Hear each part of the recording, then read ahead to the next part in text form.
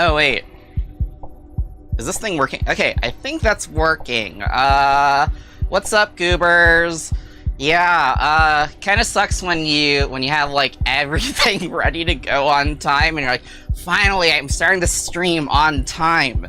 And then, your stomach's like, nope, it's time to evacuate. But yeah, okay, so, I guess I'm live right now. Let me actually just confirm I am. Finally, I am. Okay.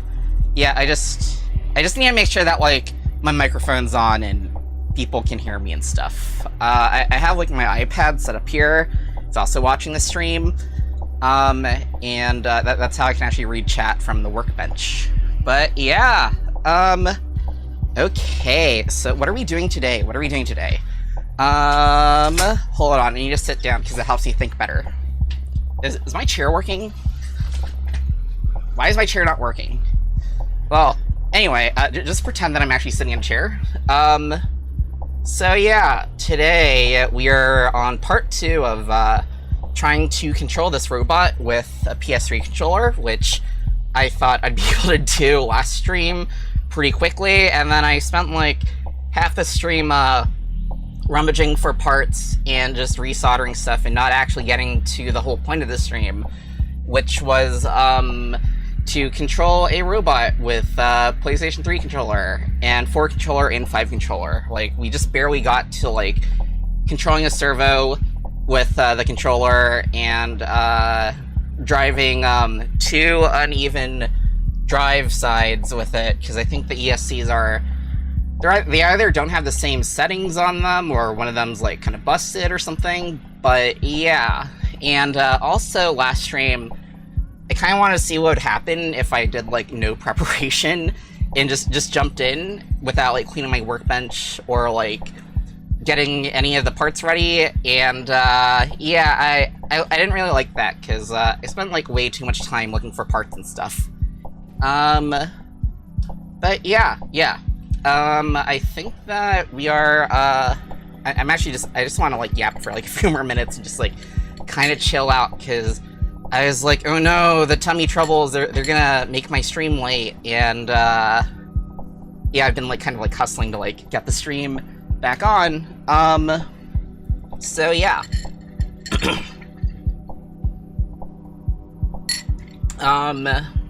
Yeah. So I guess I'm just gonna, like, kind of get some stuff ready a bit. Just open C-Line, just open up the previous project. Oh, I need to change my screen resolution. That might cause the stream to hitch for a little bit. Okay. Hopefully that wasn't too bad. Yeah. So I guess let's just go to the avatar view, just so that's not, like, just me yapping on this office, scene and not doing anything. Okay, avatar view. Cool. Yeah, so, alright, you can see the code that we've been working on. So, what part did we get to? So last stream, I guess I showed the PlayStation controllers, the PS3, PS4, and PS5 controllers, and then I went over the differences between, like, SBCs, like Raspberry Pi and stuff, versus, like, just microcontroller boards, like, Arduinos and ESP32s and TNCs and stuff, and then I think I broke down the differences between the ESP32s, and the different Bluetooth protocols that they're compatible with. And so, I guess after that, I took apart, Injection, my 3-pound combat robot that I've been fighting with, for the past, year, and then spent, like, half of the stream just, soldering new ESC, or I guess not new, because all of them are old, but, like, just spent the stream, like, unsoldering the custom electronics and undoing a bunch of stuff, and resoldering basically a whole new set of electronics together. And then I believe in the last hour and a half-ish, we actually got to controlling it with the PS3 controller. And so I guess before diving into that, I just kind of want to, like, recap on what the process was on that.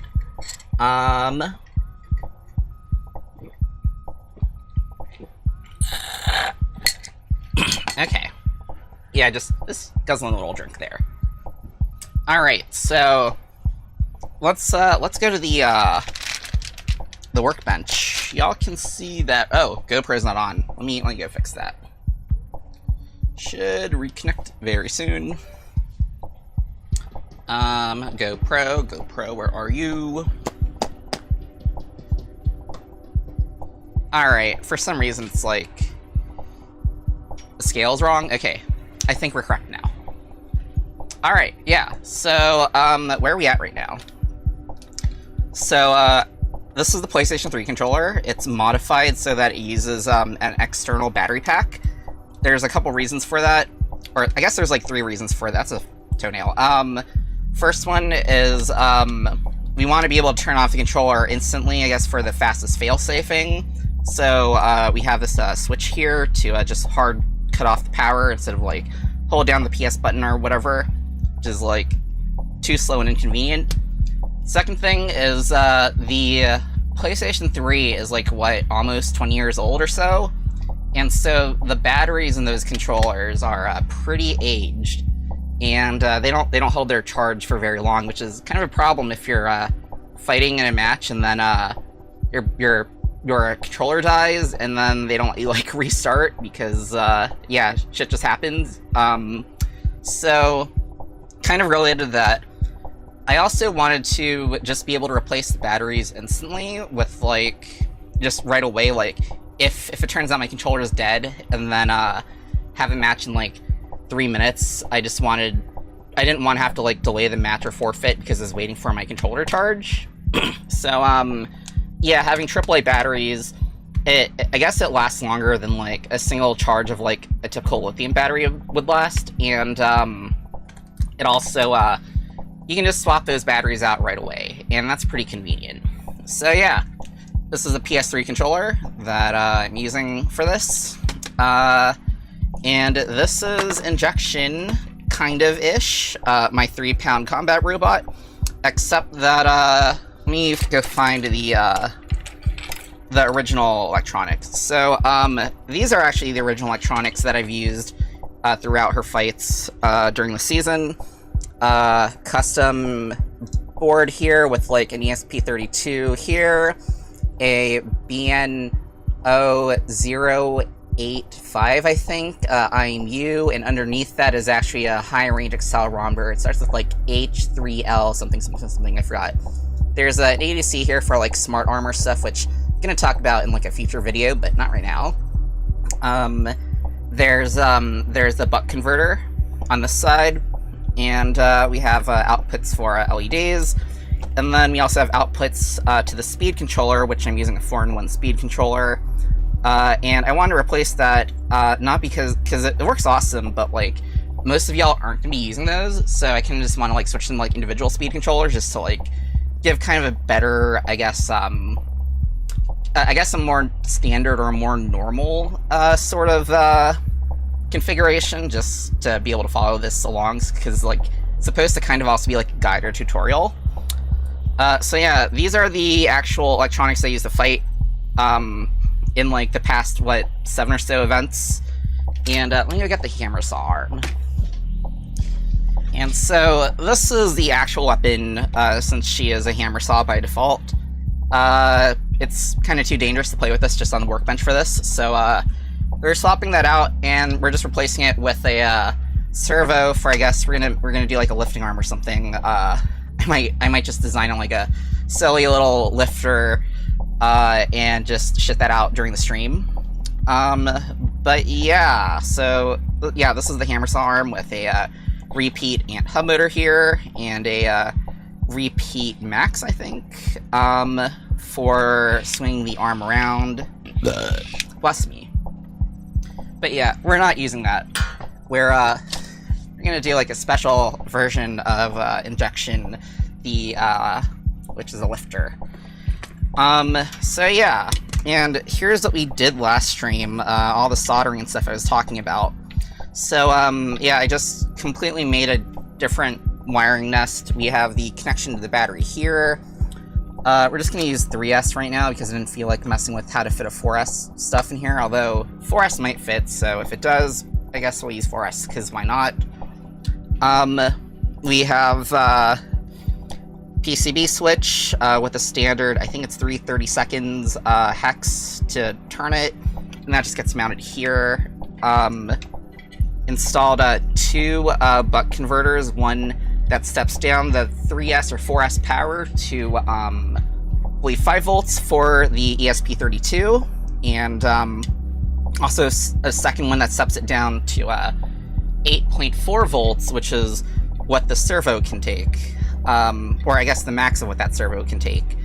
And then we soldered 2 ESCs, which were like really old, and right now that's kind of the problematic part, because they're not really working equally. Like, I guess this one's working at like full speed, but like this one is like just going really slow, and when they're at like max throttle, it just kind of shuts down. So I think I have to add some like decoupling capacitors somewhere in here, but that's pretty easy to do. I'm not too concerned about that. And then we have the ESP32 here, which replaces our receiver, and also takes the, it basically receives this, or I guess it talks to the PS3 controller using Bluetooth instead of traditional RC, and we send the code to it.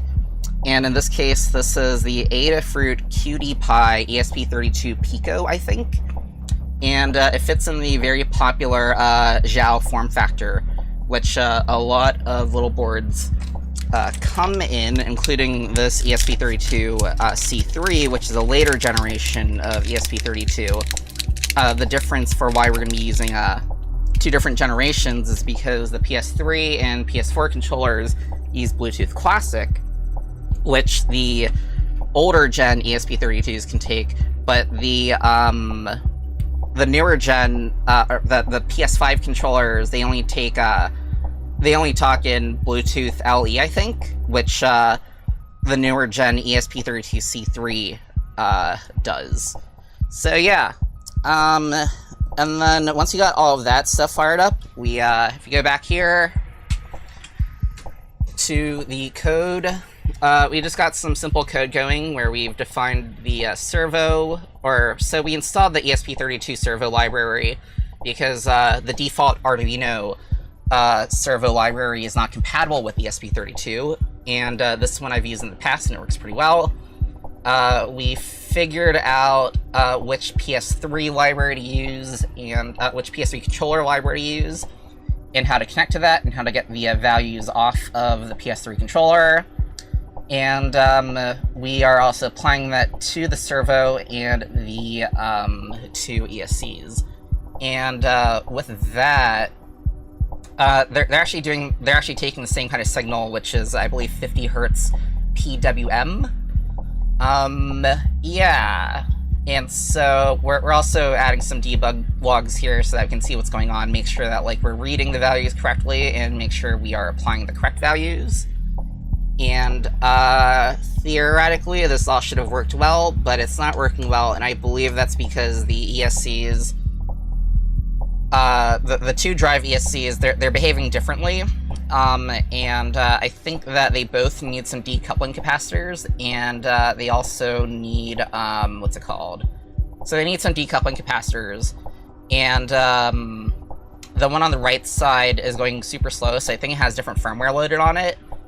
But yeah, I think that, though, that we should probably maybe just connect to the ESP32 and see what's going on in the logs and connect the PS3 controller to it. And yeah, we'll see if that's what's really going on, because I think towards the end of last stream I was getting like kind of tired and not quite figuring out what was going on there. So yeah. Let me go grab a little beer from my fridge of beers. But yeah, I guess we're going to connect the ESP32 to the PS3 controller and just read some logs and see what happens here. Yeah. Okay, back to the workbench. And yeah, I cleaned up the workbench. I got all my tools organized and stuff because honestly, it's just not fun to like listen to me trying to find tools before actually doing stuff. So yeah, this is actually my cable that I use for like VR tethering stuff, and it's actually pretty useful to get a signal all the way from my workbench to my PC. So yeah, we're just gonna hook that up. This actually has an RGB LED built in, and I should probably tap into that just because I love to use RGB LEDs for debugging, since you don't have to have it physically connected to like a computer to like read those debug logs, and you can just see it at a glance. And it's like just a very simple thing. Like you'd have it so that's like blinking blue when we're waiting for it, when we're just like waiting for a connection. Maybe it's like solid blue or green once we have the connection, and then if we're actually setting throttle, maybe it actually changes colors. That's how I like to use. That's how I like to use RGB LEDs for debugging robot stuff. But yeah, so let's go here and let's just re-upload it and monitor the program. Bless me.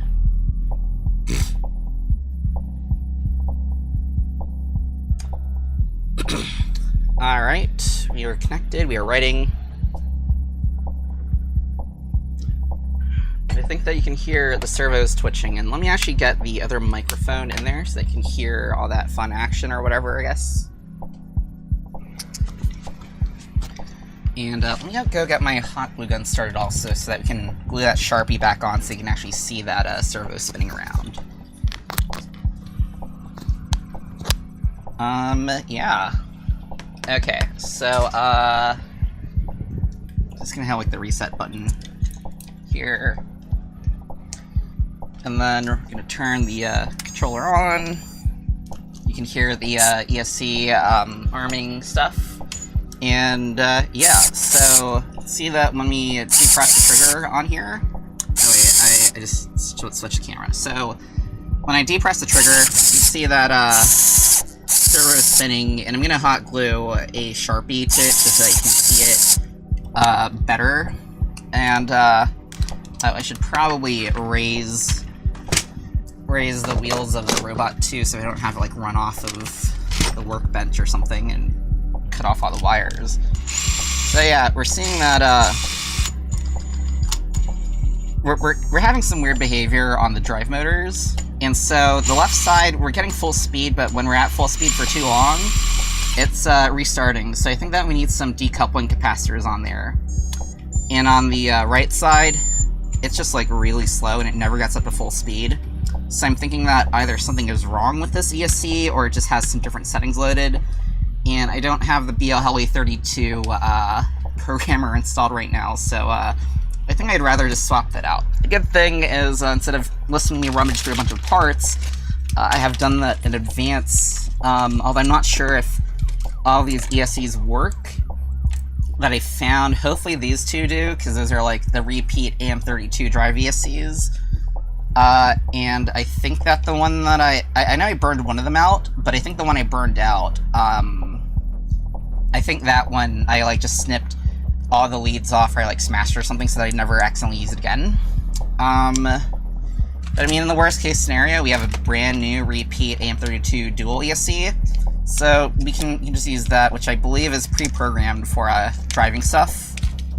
But yeah, so we should, I'm actually gonna go just check those logs out. And just make sure that we have the correct values going. Can I actually increase the text size? I can't increase the text size of that console.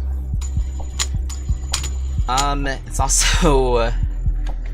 Okay, so we're at the bottom, and...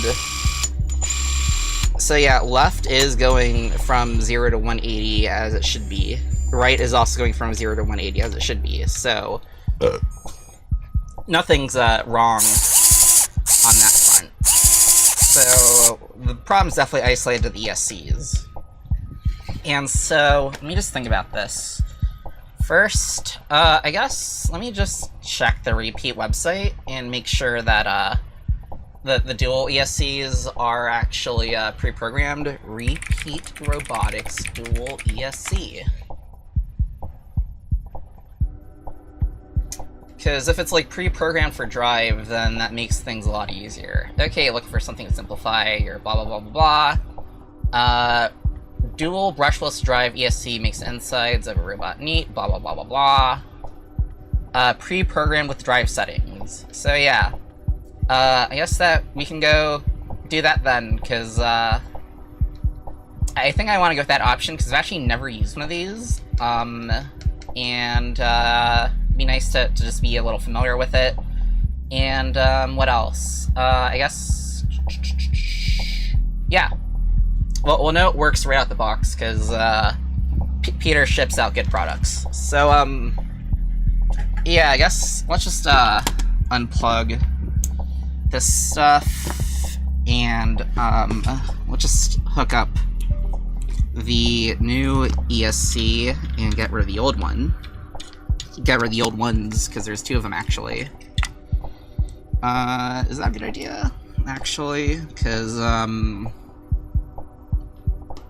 actually may not be the best idea, because the lengths of the wires are different. I do have an extension, I guess. Yeah, let me check where that extension is. It's, I saw it not too long ago, because if it's long enough, then we'll just use that. And,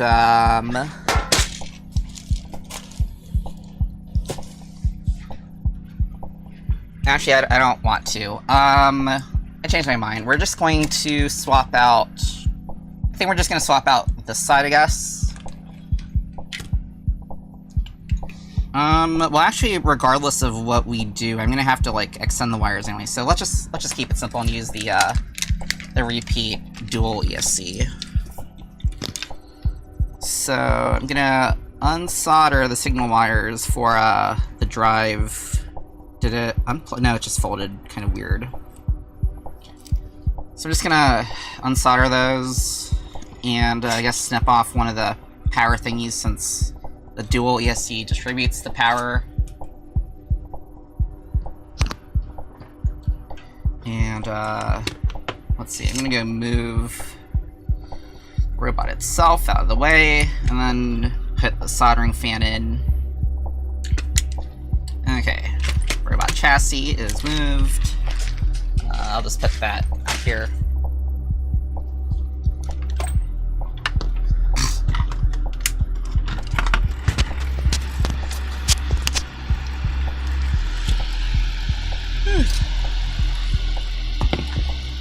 Alright, and let's add some water to that sponge.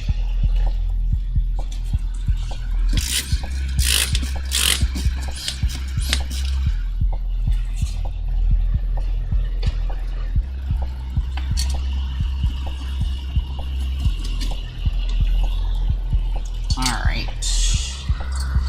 And let's secure this a bit better.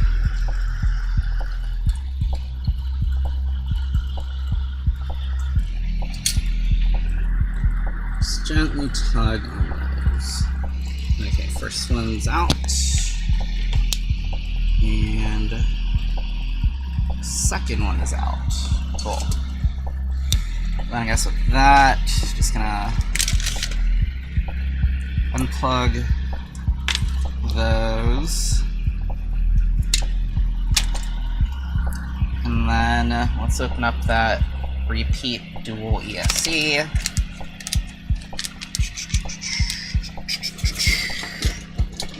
It is so much better when I actually have all my tools organized, so I'm not like rummaging through all my shit and trying to find the next tool.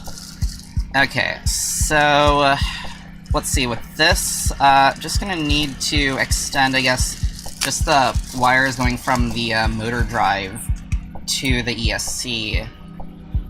But yeah, okay, so don't need those ones actually. I'm just gonna unsolder all of that. So what I'm unsoldering right now are every single wire here, and so I'm actually just gonna... Oh, never mind, it's already labeled, so I don't even have to like worry about that. So, yeah, I just want to use my own signal wires, I guess. I know why, I just do. And so that's going to be what the yellow and the white wire are. And you don't need the black or the red wires either, because we already have power being supplied to the ESP32. Although, theoretically, we could actually supply the ESP32 power from this, but we've already got a separate buck converter for that. And ground, we do need ground, but that's actually already going to be connected from the power leads anyway. So all we really need are just these left to the channel 1 and channel 2 wires, and I want to use the thinner ones, so we're just going to take all this off.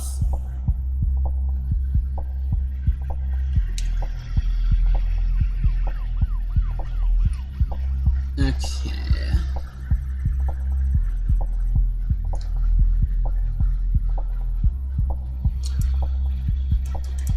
For some reason, it's not quite melting easily.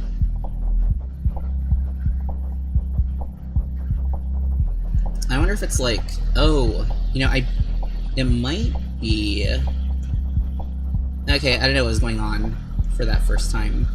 Oh, it's because it's ground, and ground usually takes a while to heat up. Alright, so taking that off, and then I guess we're just going to borrow one of the power leads from one of those ESCs we just took off.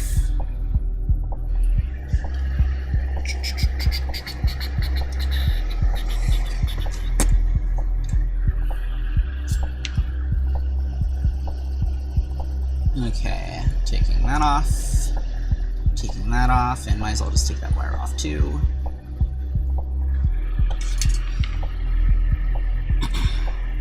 And then, yeah, so anyway, we only need like one of those. And the signal wire also, so we'll just yoink the signal wire from that. So right for red and blue on the left. Be convenient if there's a color that started with, oh, you know what? Lavender for left. I should get some lavender signal wires then. Yeah, I'll do that. Okay, so let's see. Got my signal wires, and I'm just gonna trim that red one probably, and have that.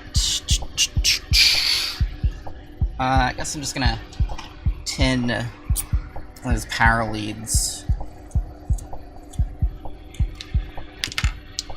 Not leads, the pads. Yeah, that sounds right.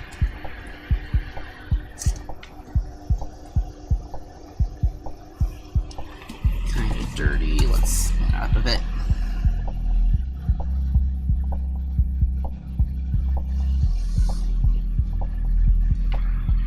Okay. And then, can y'all hear the fan sounds from the microphone on here? I don't know if you can. Okay, we're gonna add this to it.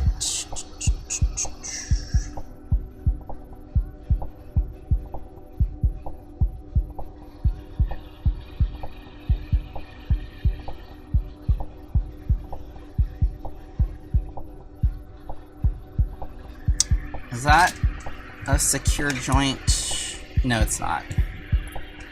I could definitely use more.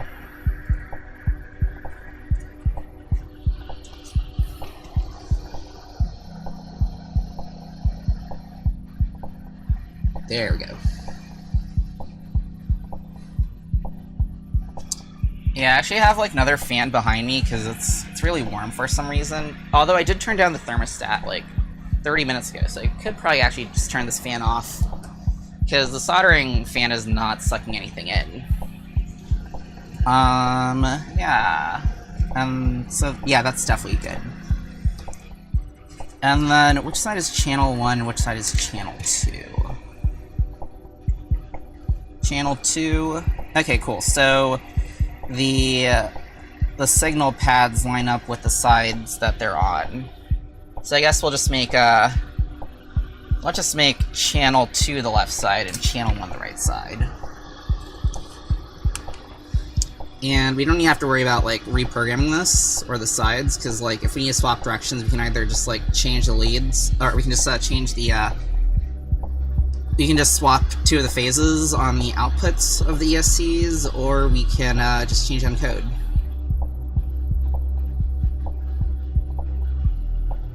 Alright, cool. So that looks good. And just gonna trim that and tin a little bit.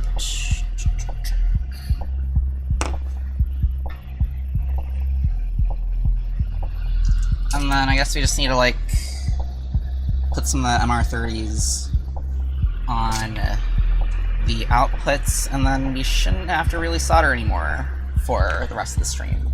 Which is nice, because last stream we spent way too much time, so... Oh, wait. Should also probably put the decoupling capacitor on here.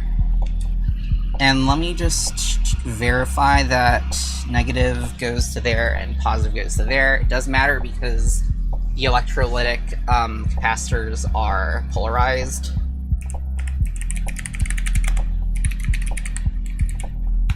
Decoupling capacitor. Polarity.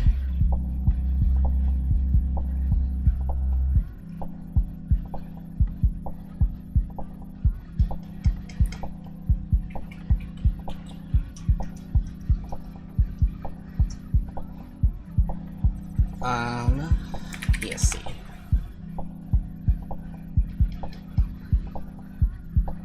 Oh wait, yeah, if I type in drone, then that probably clears up super duper easily. Okay, so yeah, the stripe, which is the negative, of course goes to the negative. Just wanted to confirm that. Yeah, let's just trim that. Don't have to try hard so much on space saving. Can I flip it over and use... Yeah, there are more pads on the other side. Perfect.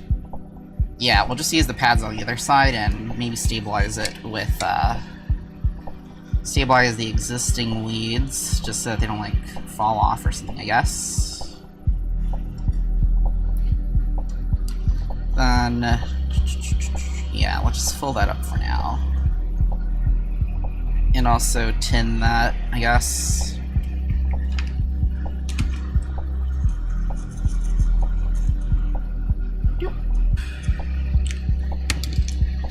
The pen I'm using is Flux Pen. It just makes it a lot easier for solder to stick on.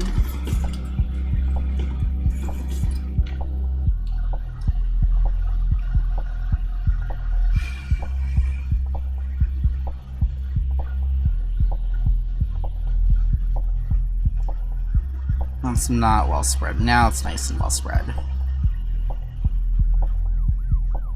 Cool. Alright. And then we'll just hold this manually. Actually, I think I want it to go from this side instead.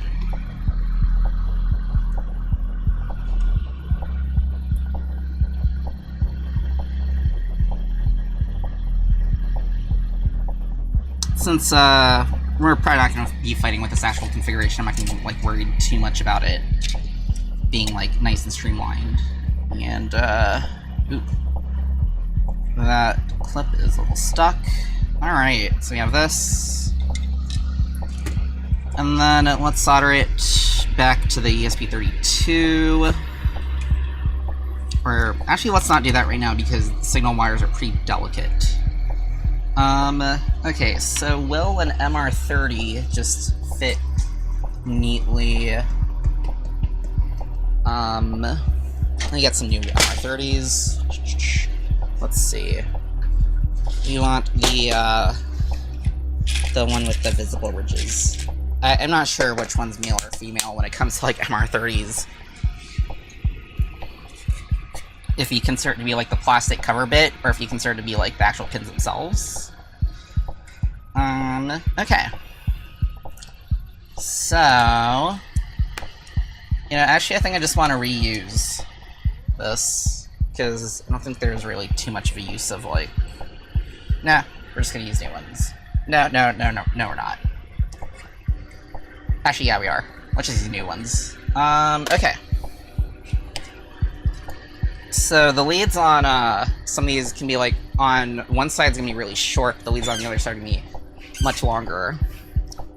I want to use like an appropriate gauge for it too. So I just want to match the gauge on the motor leads, and it looks like that whatever this is the correct one. So yeah, just grabbing the other wires.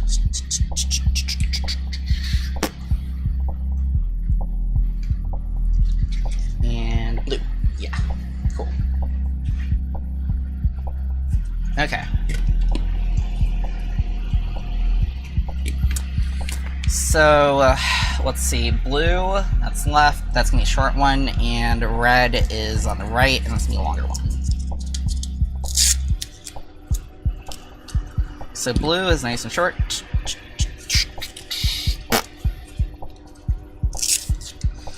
I don't know if there's like a real color scheme you're supposed to use when it comes to like the brushless phase motor, the brushless motor phase wires, so I just kind of do whatever I want. But I do like following standards if there is one. Okay, so that's gonna be for the left side. Then for the right side, let's just have it go from, not using blue, we're using red for this one. It's gonna do like a worst case scenario routing, so like, have this all the way here and just have it kind of cross into there. I forgot if you want the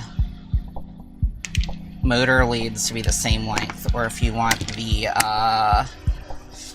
what's it called? If you want the power leads and signal to be the same length. I think it's the motor leads that you want to be the same length, but we're not doing that right now. And, let's see, wire strippers. Here.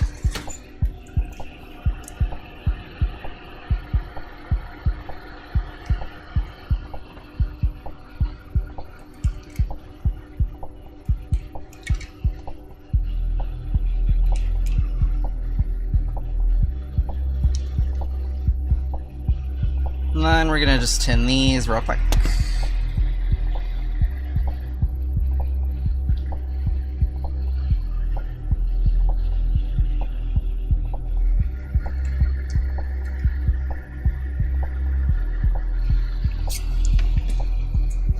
Hopefully the solder sucker, yeah, now it's actually getting it because I don't have my room fan turned on. Alright, those are tinned.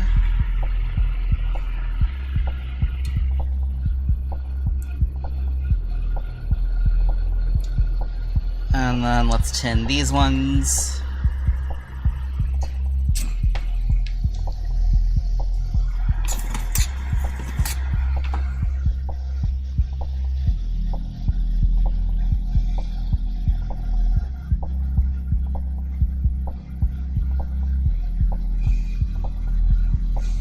Alright.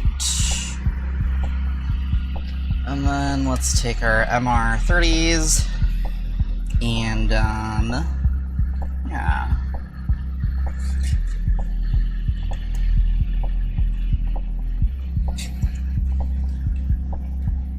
I'll just tin those and put them on.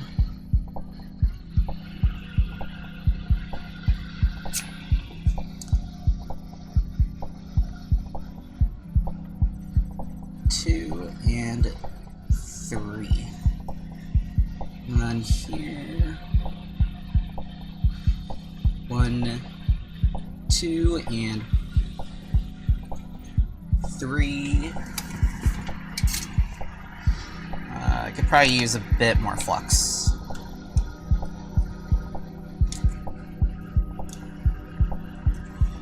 Okay. Yeah, that's spreading out nicely.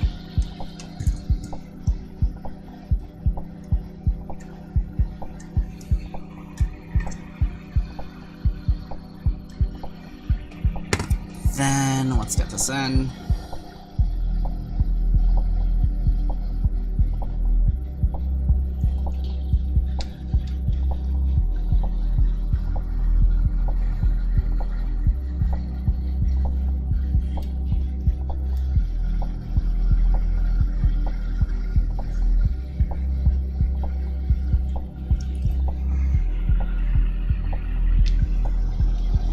That side is done.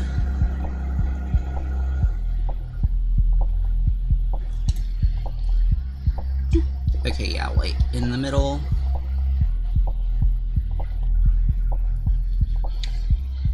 That side is becoming done soon. Nice. Okay.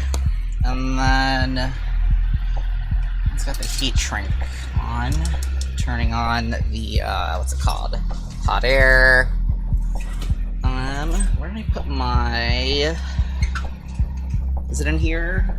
Oh, no, I put it down here temporarily. Okay. Heat shrink is here. Know why that tape is there again.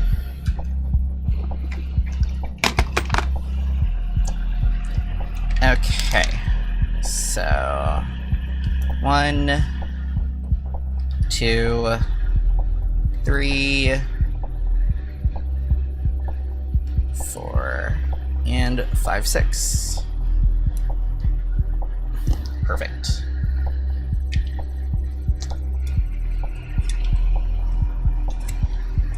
Then let's slide them on.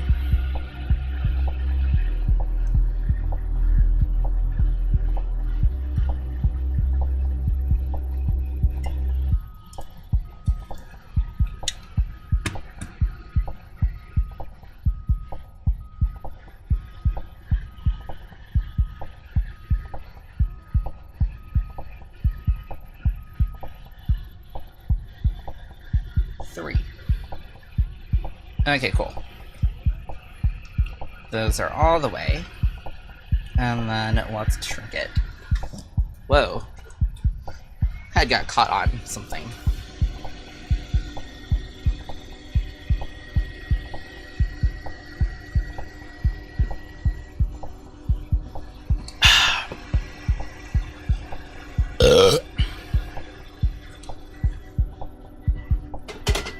I think that should probably be hot enough that the other side was... Nah, the other side could use some shrink too.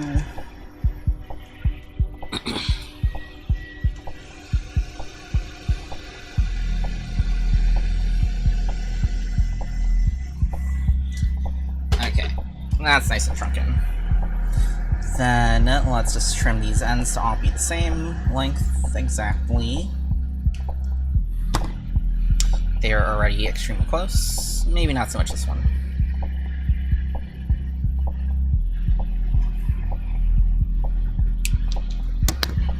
Strip those and then solder them up to the ESC, and then we should be good to go back to programming and test things out.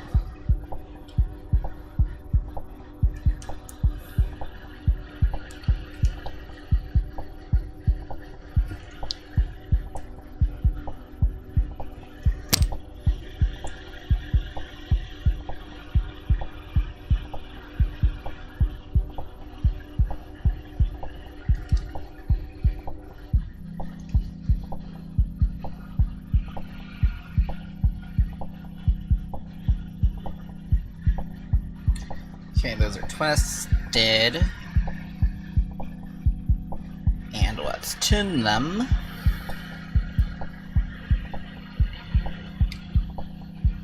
Twisted.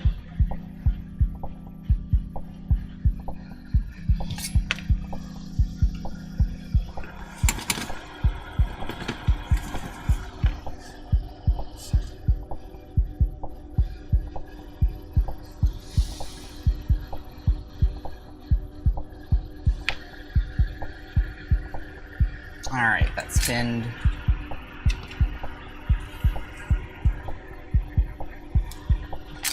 Red's out here just sliding out. That's okay. 1, 2, and 3. Okay.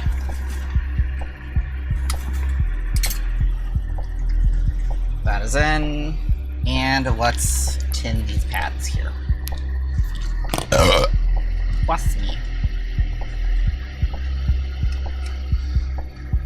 Alright, so channel 2 is going to be the left side, and this is channel 2.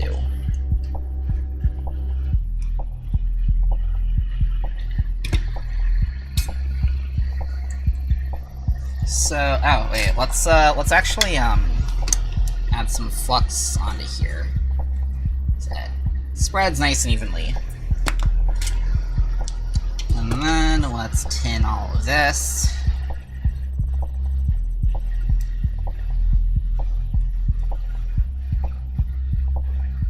Ooh, it is nice when everything spreads out beautifully.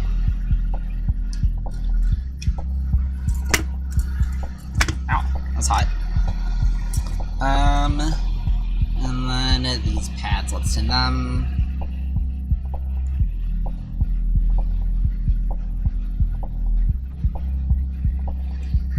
Cool. And then, yeah. Now we can put the wire leads on.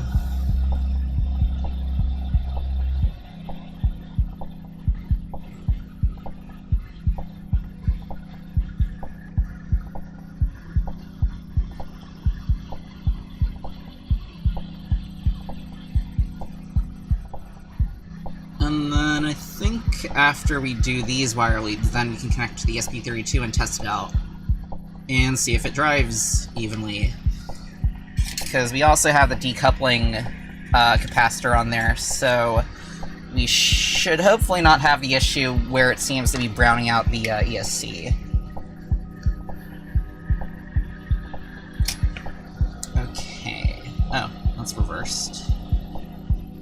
And, like, we can just switch the directions either by flipping the phase wires or by flipping something in the code. And, yeah. Doop, doop, doop. Okay, cool. And then let's connect it to the ESP32s, and then we should be good. Let's just check in the code which pins were for left and right. Okay. So in the code, left was A2 and right was A1. So, right is the red one, and we're going to solder that in there. This is a very tiny wire, so I'm going to use the tweezers if it doesn't want to go in easily. Okay, it's in. And then, let's see. Just checking, yeah, so left, that's going to be blue, is A2. Okay, I really need to order a magnifying glass. The good thing is it's Black Friday, so there's like a ton of like things on Black Friday sale right now, so I'm definitely gonna take advantage of that. And I think that's everything. I think we can actually try this out now. Alright. Turn that off because it's bright and annoying. Let's raise this up, toss that bag away. I'm actually going to use a different thing, because I'm going to be like, where the heck is my, what's it called, heat shrink? And then it's just under the robot the whole time. Okay. So, let's try it out again. Let's plug that in. Let's plug this in. Everything, oh shit, I should probably not clip those on via there, because that sounds like a recipe for shorting it. Okay. And then, what else?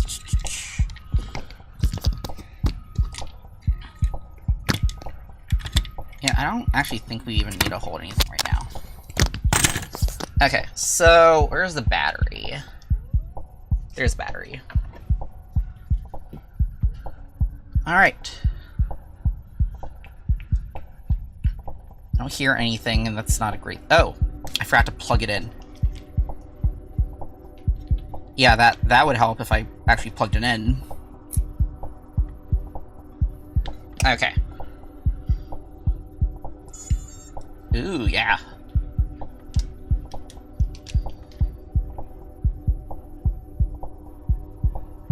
Are you connecting?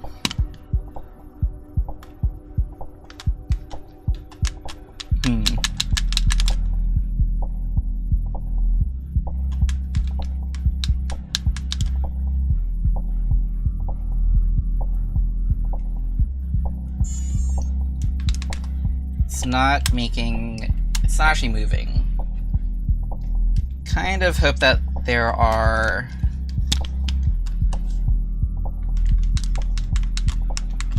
Okay, so... we can hear that the motors are beeping.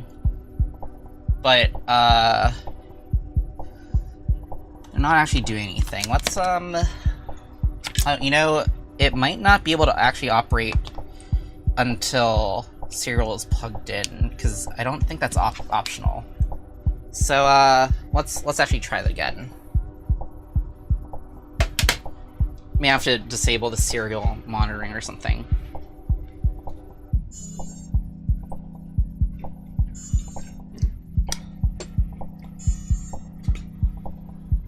I think it's beeping because it's not getting a signal at the moment. I'm gonna move the microphone to inside the robot.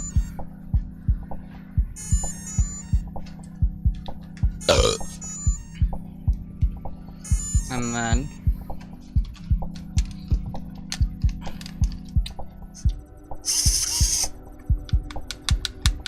I thought it was pre-programmed for this.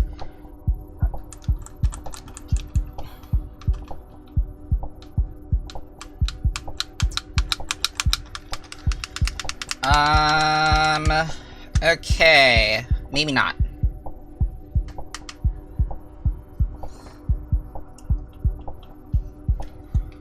Okay, yeah, I am confirming in the logs that we are getting, those in. The servo is spinning.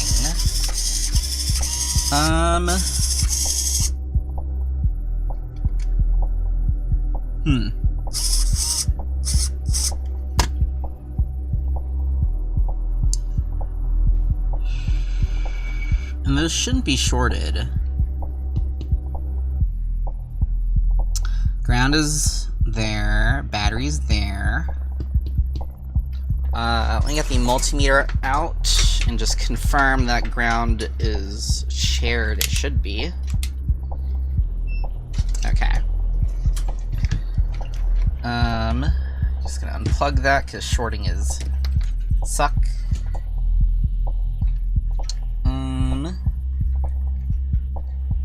Okay, so yeah. That's ground. Yeah, that's... Okay, let me go read the instructions on that, if it has like a weird arming procedure.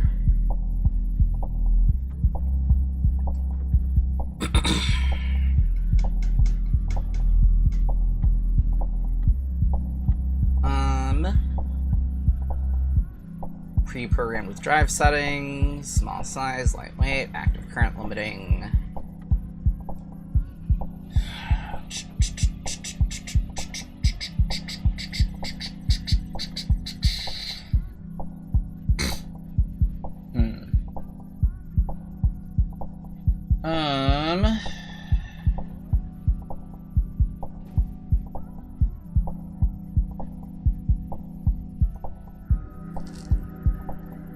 Because, yeah, it's bi-directional.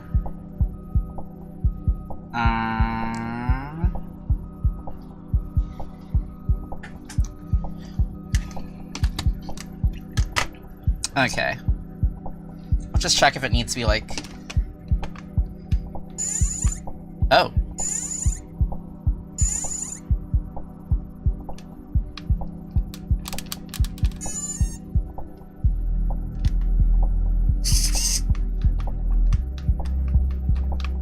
Why is it not moving? Let's just mess with one of them at a time.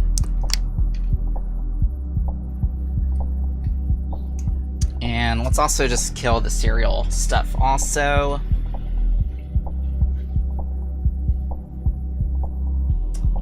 Okay, serial begin. Not doing you. And serial print, we are not doing you.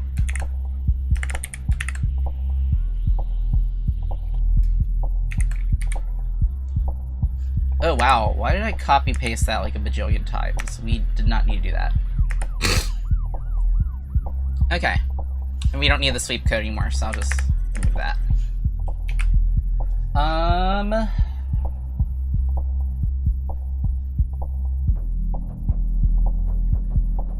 And let's just increase that delay to, like, I don't know, maybe like 100 or so. That's not gonna be like the most responsive, but at least we'll have kind of like a stable signal out.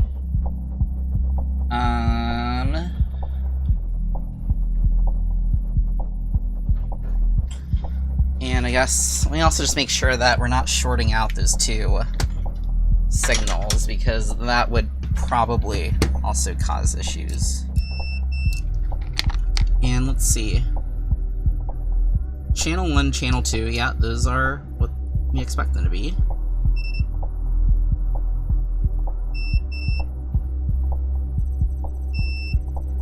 So that's not shorting.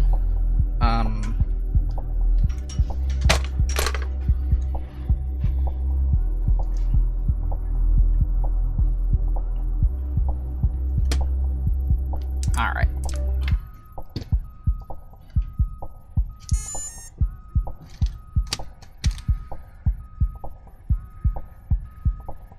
So the servo is working, but that's not. Oh.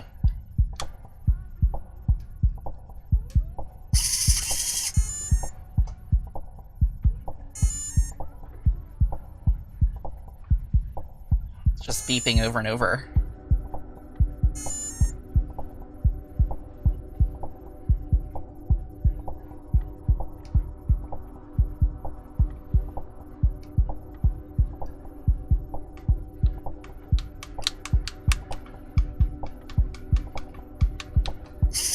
I thought this was gonna be the easy way. Okay, I don't want to mess with the AM32 settings, so let's just go back to, yeah. Let's just go back to, using the other ESCs. That's okay.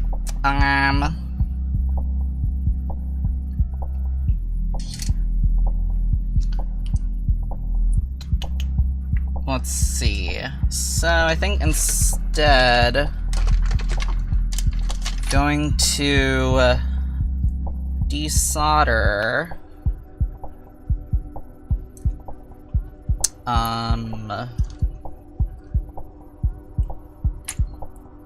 these.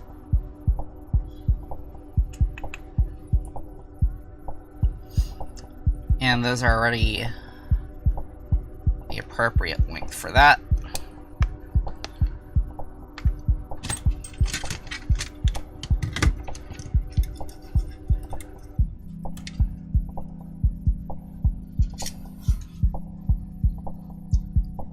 And we're just going to use the drive VSCs that I've used before that have definitely worked, if they're not broken.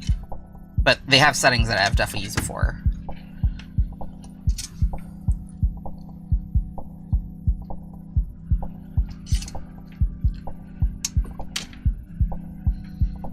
And we're also just going to take off the MR3 connectors that are, like, soldered to them already. Oh, you know what? Did I fuck that up? No, I didn't. At least I don't think I did.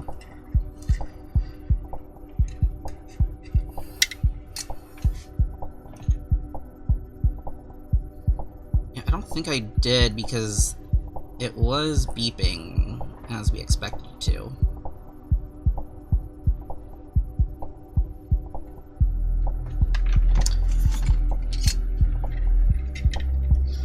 But yeah, I'll just pull that off of that. Yay, debugging hardware. It's so fun.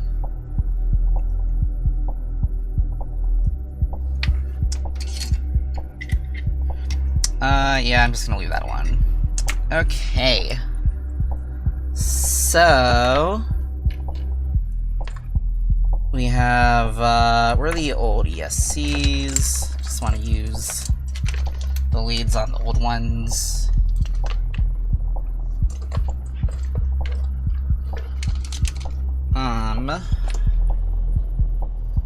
We'll just preserve this. Oop. I didn't tear anything there.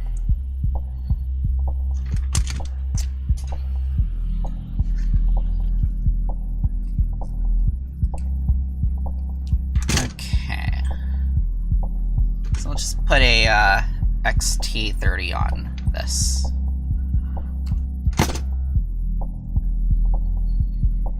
Where is an XT30 I can grab?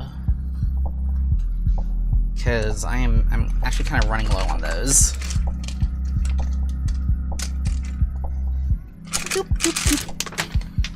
Old ESCs. Okay, yeah, here's an old XT30.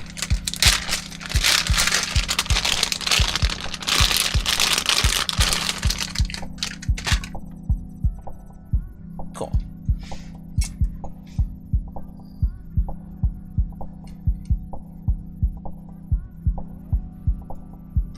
I'll just cut it.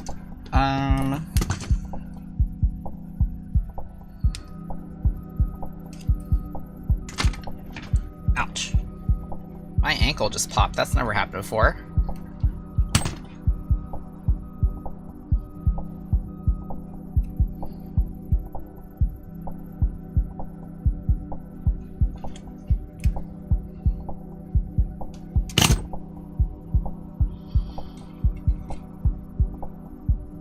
Kind of wondering if this would have been easier if I just used the foreign one.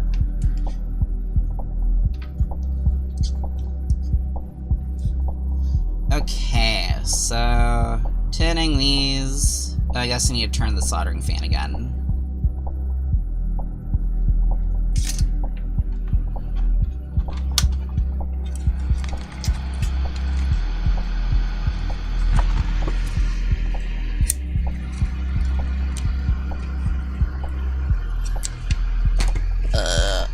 It's also probably easier if I just unplug this while I'm soldering it.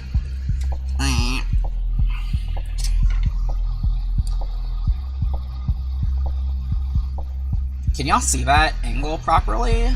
Yeah, you should be able to. Okay. So red goes on the right.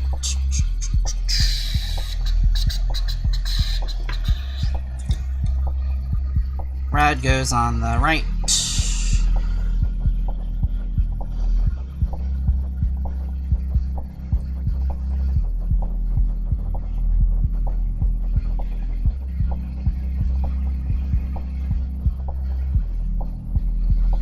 And just gonna use the thinner one because it slides into the hole a lot easier.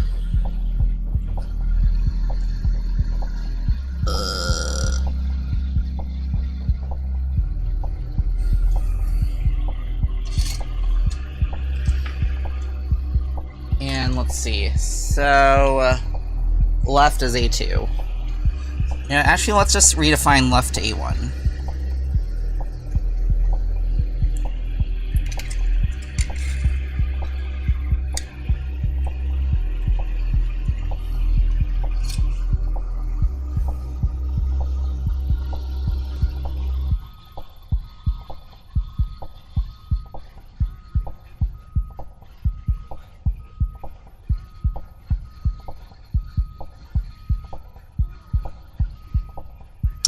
Alright. So if we plug that in, and we'll probably need to add the decoupling caps also.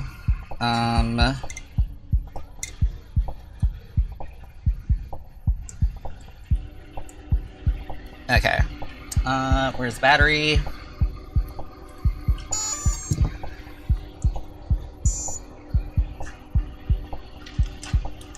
That was a very strange sound.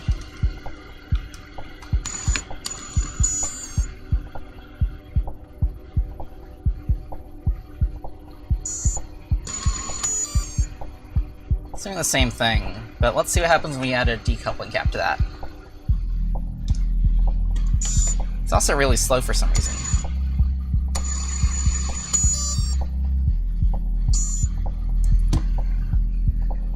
Okay, decoupling capacitors, where are you?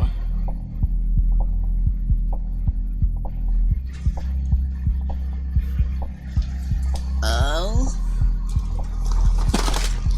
Cool, you're here.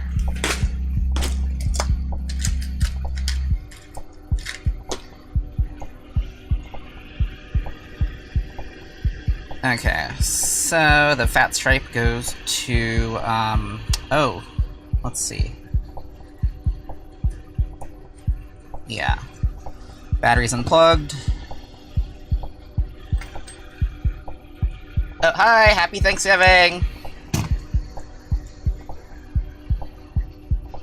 Yeah, I had Thanksgiving lunch today, and I'm doing Thanksgiving with my parents and sister on Saturday. So right now it's just stream time.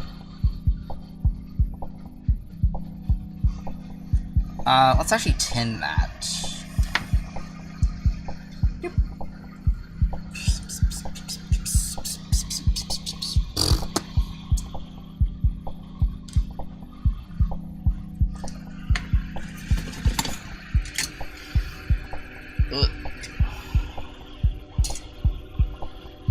Okay.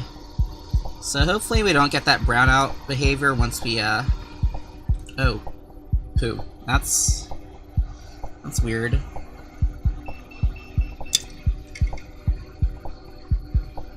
It's like, nope, I don't want to stay attached. Okay, so I can get the other clip on there. Doop.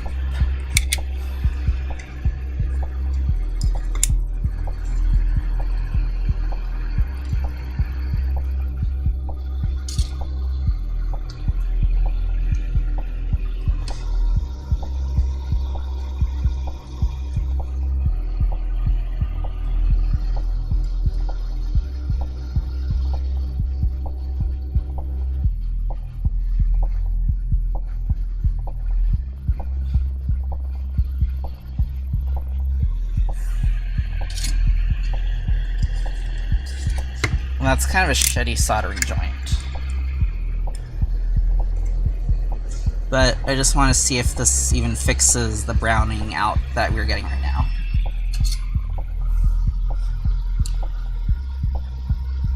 Okay. So hopefully that should fix the browning out.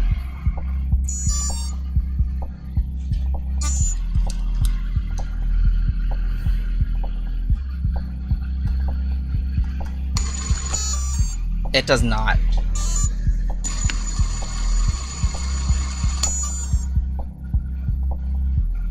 Maybe it just resets when it's like past a certain throttle range.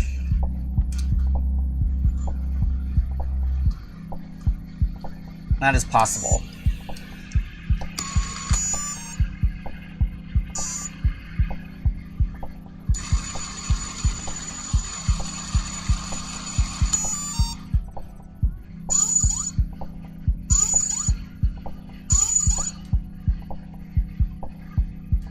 But I also want to know why it's going so slow. If I just programmed it to be, like, really slow.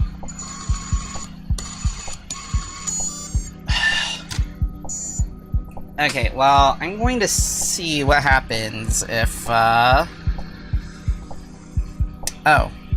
You know what? Maybe we shouldn't have clips all over that could be shorting things too.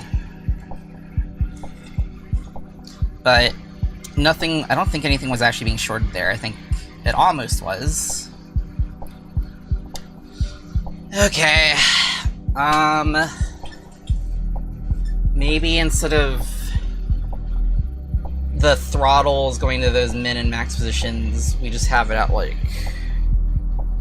45 and 135, just for now. In case it is the, what's it called? In case it actually is just going out of range and throwing a fit.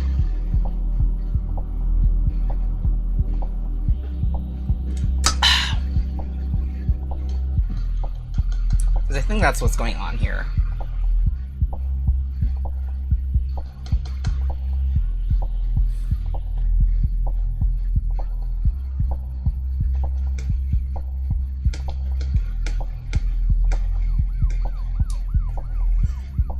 Because it doesn't do that when, like, we go all the way. Alright.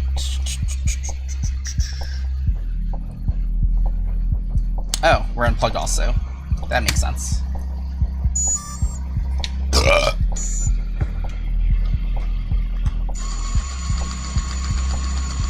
Yeah, it's not killing itself, so... Yeah, I don't think it needed the decoupling capacitor, actually. It probably just needed to not be, going to, like, super-duper full throttle. But, hey, at least that side works. So, yeah, let's do the other side, which, guess we just need to repair that one lead, and then just get a signal wire going, and then it should be good. Okay, so I just peeled that off, and where did I put the heat shrink? Underneath the multimeter. No, that's not it. Heat shrink is not there either. I'm losing stuff again. Oh. It's here. Okay. I'm just gonna take this damn tape off. Yeah.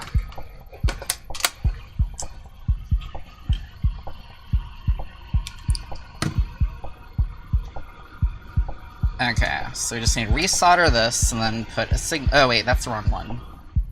Oh, but we can just borrow that, the power from this anyway. Yeah, let's just do that.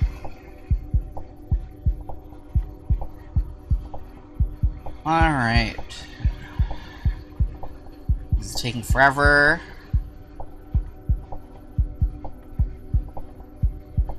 I don't know why it takes forever sometimes.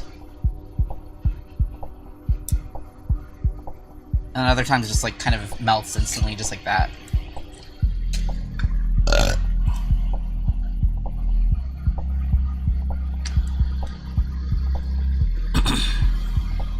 Okay.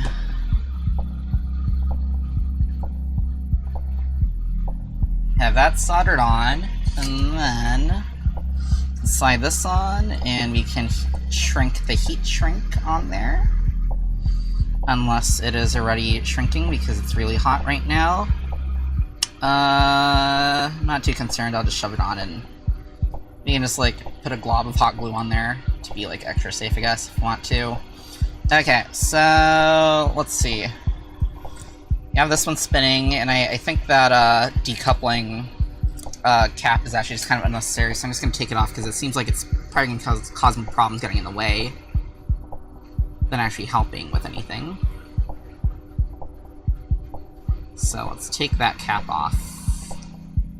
Because it's just drive. It's not like it's a weapon ESC or anything doing anything crazy.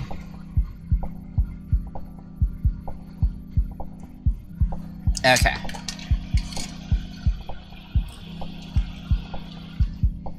Let's also just unplug this because it's probably gonna cause like strain and then pull something off when we don't want to get pulled off. And then where is an ESC? This is one. This is one of the repeat ESCs.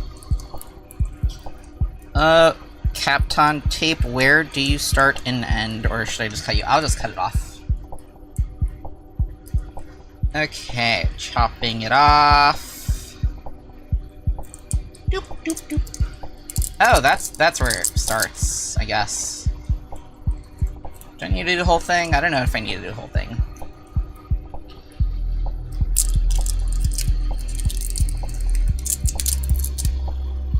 Okay, we did the whole thing anyway. Alright. So... yeah, I think I probably should have just kept the good ESC on there and just, like, let the other one... just swap out the other one, but oh well. Do you feel like that we are pretty close, though? Come on, melt already. Not getting good contact on this end. It's like getting all loosey-goosey, so it's also just not staying still. So I need to stabilize it with another one. Okay, that should be stable now. Now you should be able to come off. Okay, it's off. Now we can put on this one.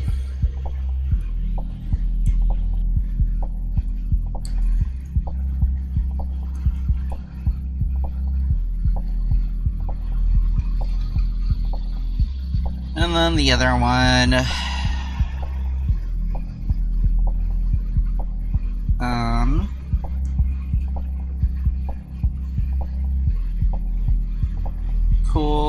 that is nice and hot.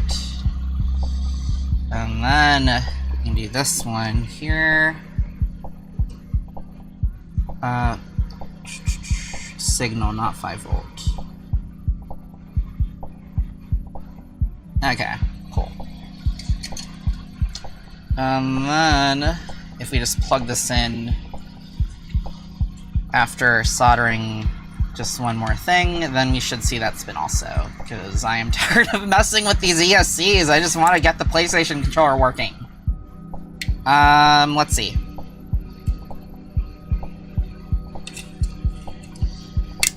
So, let's just... Oh, shit. This is plugged in. That was kind of dangerous. I may have shorted something.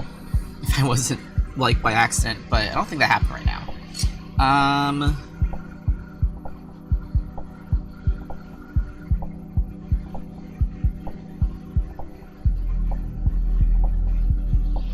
Okay. Cool. So that's there. And we have this here. So we could probably... Oh, we might need a longer signal wire, but that's easy to fix. Okay, please work! Yay, it works! Awesome! Okay, cool. We just need to extend the signal wire, and then we can go! Woo! Okay. Let's extend the signal wire.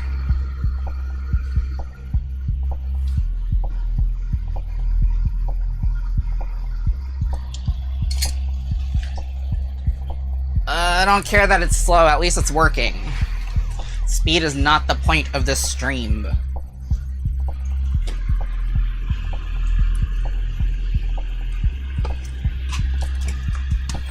Okay, awesome! Let's get this wire tinned.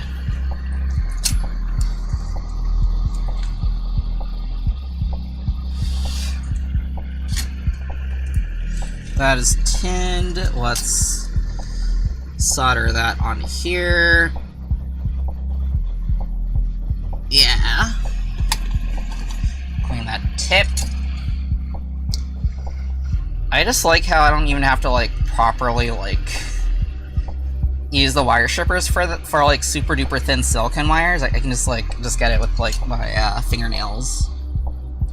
And then here. And then just stick it into here.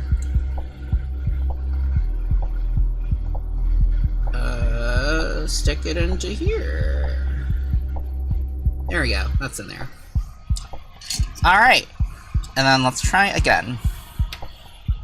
Without shorting things. I'm just gonna get some heat shrink and just put it on that tip, because that one tip is pretty dangerous, because all the other ones are insulated except that one. So let's just snip that on there, and then... Oh, that was not long enough. You know, I'm just gonna actually just put the whole thing on there, and then I'm gonna snip it, and then we're gonna shrink it.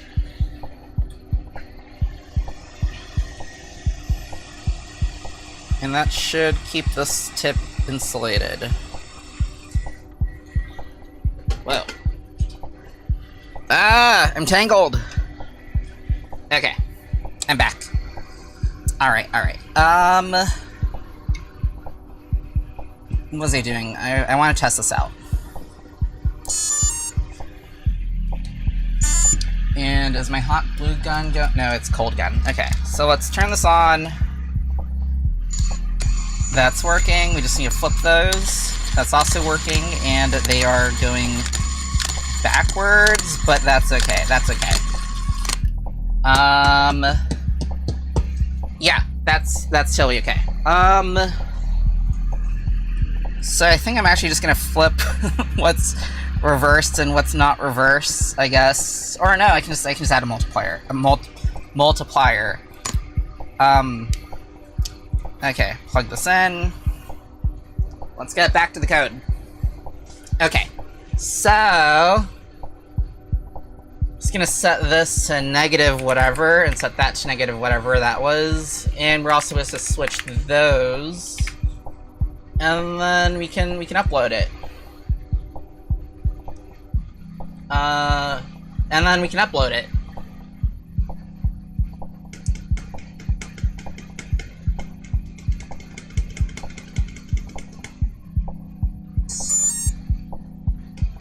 Writing the code.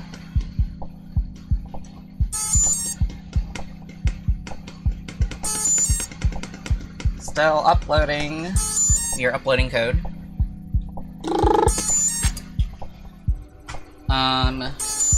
Okay, cool. So then that should be good, and then let's turn this on. Right side drive, that's correct. Left side drive, that is correct. And servo,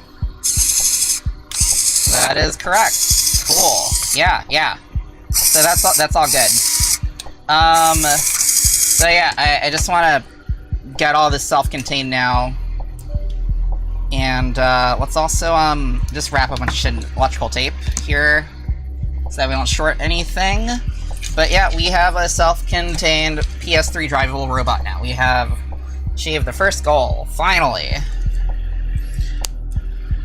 So let's wrap this up in some 3M scotch. Is this 33 or 88? It's one of those. That's a good shit. Alright. So, we have super basic controls, and I don't really want to do like any fancy mixing right now. And so, I think that next we're going to work on the failsafe.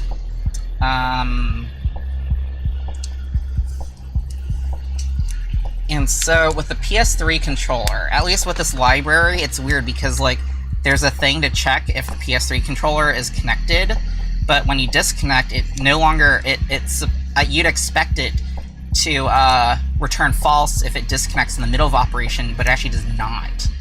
And so that's a problem. And so the way I actually figured out how to fail-safe it is by, there's an accelerometer inside of the PS3 controller, and so if that doesn't update, if the value is the same, that's like kind of impossible. So we know that if the value stays the same on the accelerometer, then that's actually probably means that the controller is disconnected, or we've put the controller down. And I think when you put the controller down, like even that, we're supposed to have like just a bit of noise from the sensors. We shouldn't expect that to be perfect. And yeah, so that's actually how I did part of the failsafe for that. And the second part is we're going to want a watchdog. I hope that the ESP32 has it, because watchdog is actually something I only implemented in like later stuff with an ESP32C, I think S3 or C3.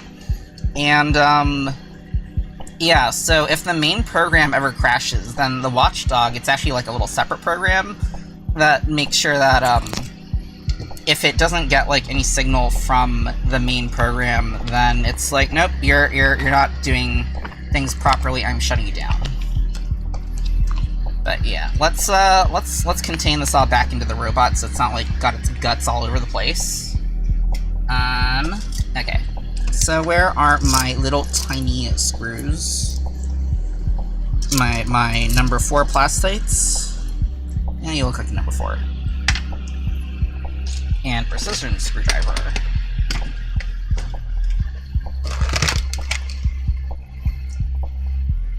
Where's number 9? That one's gone, but I'll have this one at least. Okay.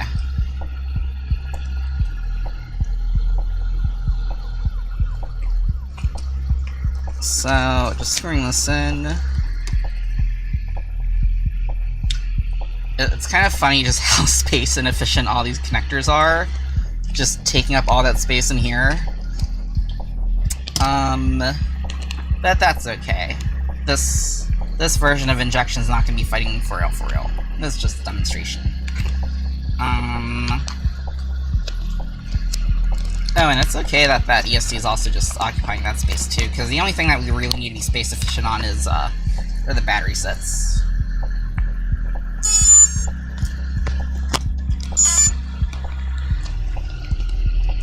But yeah,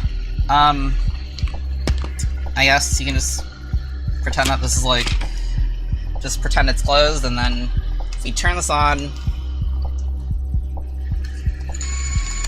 we have a driving robot with an actuator that goes... You know, I think I actually want this on the other side where there's not the power switch.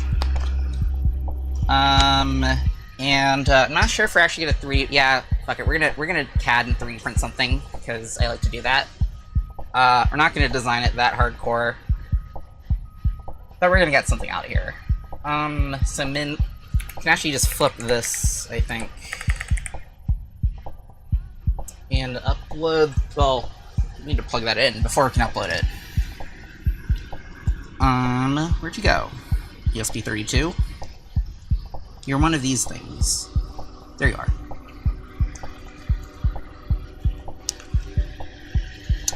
And so it's talking about the PCB switch. So if you're not familiar with this, you know, see is like, so the most common size is 330 seconds, although I think that the UK, they finally like moved to like, I think it's 3mm or like 2.5mm, but you can just like, yeah, that's just how you turn on and off robot with, and most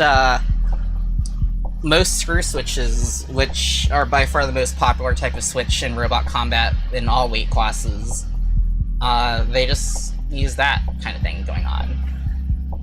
Yeah, let's upload that. And then we can modify this program to work for the PS4, and then we'll practice do something a little different for PS5, because that needs the ESP32C3 or something else that uses Bluetooth low energy. But yeah, what were we doing? Oh yeah, so I want to design a lifter real quick. And we're just gonna hot glue this stuff together. We're not gonna go like super try hard on it. But yeah, so I think I'm gonna go just design and get the print started for a lifter that should take no more than an hour to print. And in the meantime, we're gonna go mess with fail-safes on the in the program. But yeah, let's open up SolidWorks. Let's delete all that stuff, I guess. Yeah, it's kind of fun to like figure out where 3D printing fits into like a lot of this stuff, because like it's just kind of passive time that's being spent. There are the servo horns. Okay.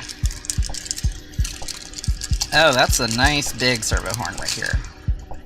So yeah, we're just gonna have it so that the lifter just connects on here. And it's gonna be really badly glued onto the top of the right panel. And it's just gonna be like this wide, and it's gonna be kind of like one of the SSP flippers. Just gonna like do a little thing, like that. Like that, like that. No, not like that. So yeah, I guess we're gonna do a little speed running, I guess, of that. But yeah. Okay, let's unplug that. Let's just turn this off.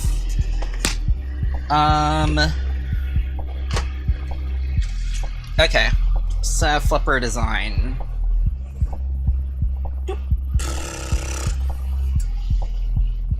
I am just imagining that we have just something straight here, and then we go a little diagonal, and then it just sticks out here, and we have like a little tongue or something. I mean, this is not going to be like a real competitive design. This is just a little demonstration thing, so I don't have to go like super try hard on it.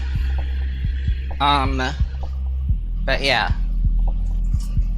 So I'm gonna just model the servo horn-ish, and I'm not even gonna go like super hardcore on that either. So that's like 12, let's just round that up to like 13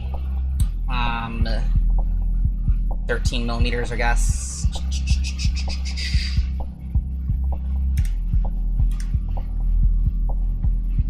Okay. Because we're just gonna fix all of the inaccurate measurements with yet more hot glue. And then let's like 55-ish. Let's round that up to 56. And we have a bamboo with a 0.6mm nozzle, so it'll go by pretty fast. And then I want to have some clearance for a screw.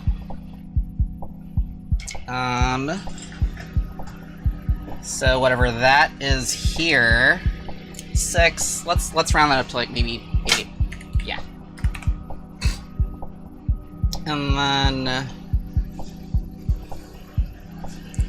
are these like equal or what? Yeah, 5, and then you just measure here to here. That's 2.69, 2.6. Okay, so yeah, it is symmetrical along here.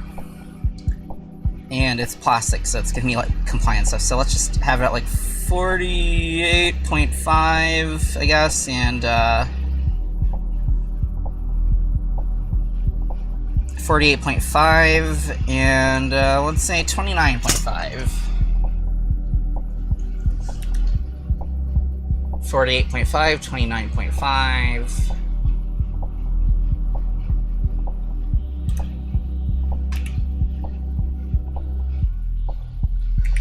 For 8.5 and 29.5. Let's get them nice and symmetrical.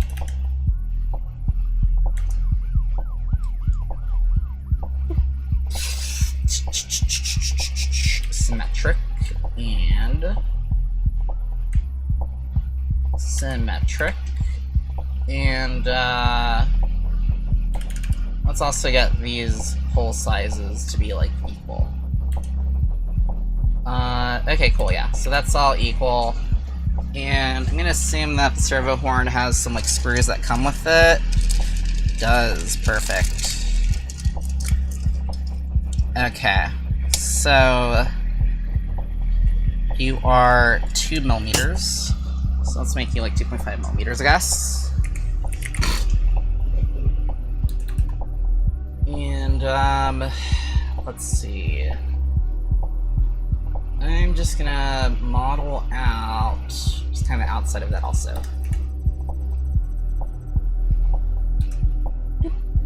Okay, so let's make that like, I know, 20, I guess. And I guess let's make that like, I know, 60. Maybe just 50. Yeah, that seems reasonable to me. And then I'm gonna extrude all of that. We're just gonna do like a test fit here.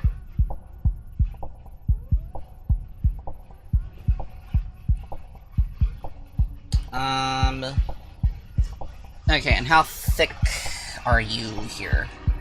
You are 2mm thick. So let's offset you by 2mm, reverse offset. And then I believe that should be able to mate to that servo horn. And we'll just print that out, and if that works, then we can just design and print the rest of the flipper, I guess. Yeah. Okay.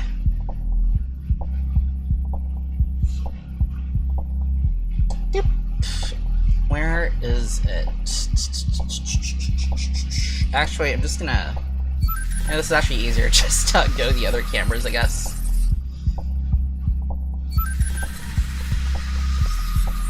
Other cameras, I said. Other camera, there you go. Okay. I should really just make a new, like, Windows user account for my VTubing stuff, instead of having to keep worrying about, like, hiding and unhiding windows. Okay, so let's just call this, let's make a new folder, and let's call it, Injection Flipper. And let's just call this one Servo Horn Test Fit. And then let's open up Bamboo Studio. And then now we can go to the actual window that we want to see. And then if Bamboo Studio wants to load,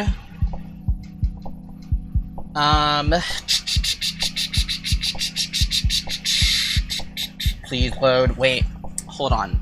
We need to make sure that's actually the correct screw for what we want. I think it is, because, like, these are, like, self-threading screws, which probably go into the horn stuff. And then we have, this, which is probably going into here. Yeah, it is going into there. Okay, perfect. Come on, Bamboo Studio. Alright. Bamboo Studio is here. And, where did that file go?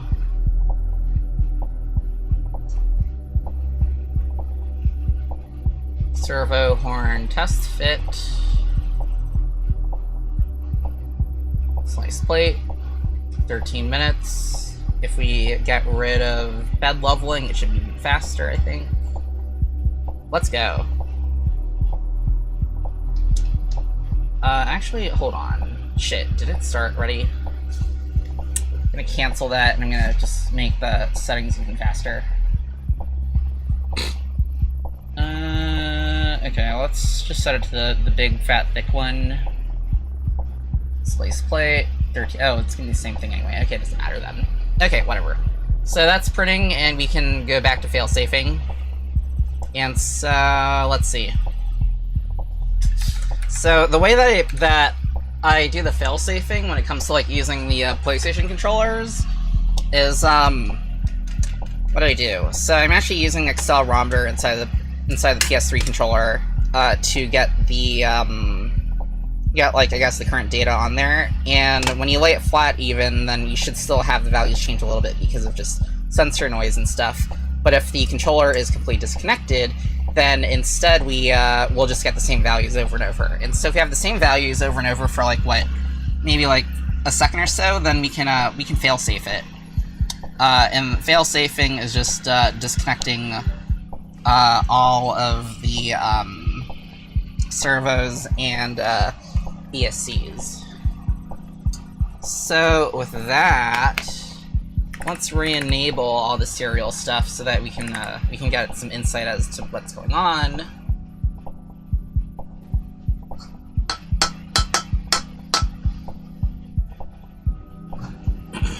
And the printer is starting. Oh, let me get the Bamboo view up. Love having the Bamboo view up. Okay, device. Running that.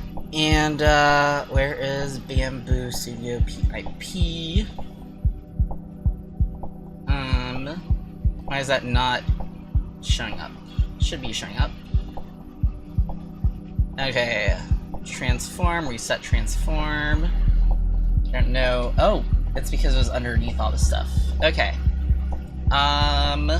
Let's see. Alt. Slide that stuff over. Actually, I think I do want bed leveling because it made a weird sound like a while ago.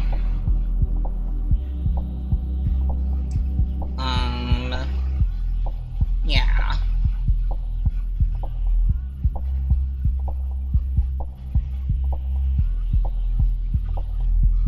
Hold on, I am confusing myself here. On app. So why is it? Oh, it's because it's here. Okay, cool. I think that makes more sense now. Let me fix the workbench view, which for some reason that shrank and it wasn't supposed to shrink.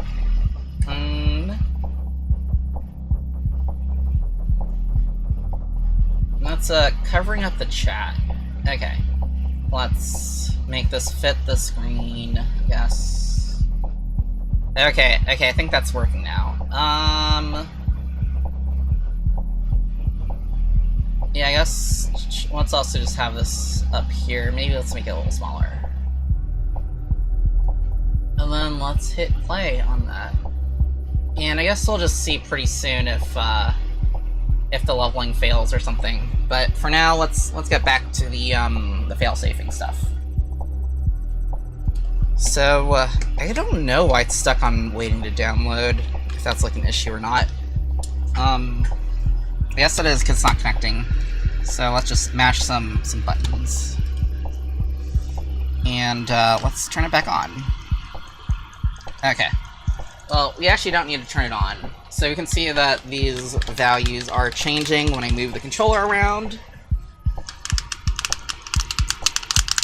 And so, let me go and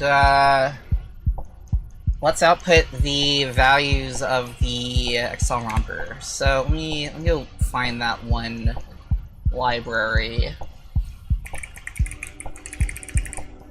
It's by something Pernus, JV Pernus.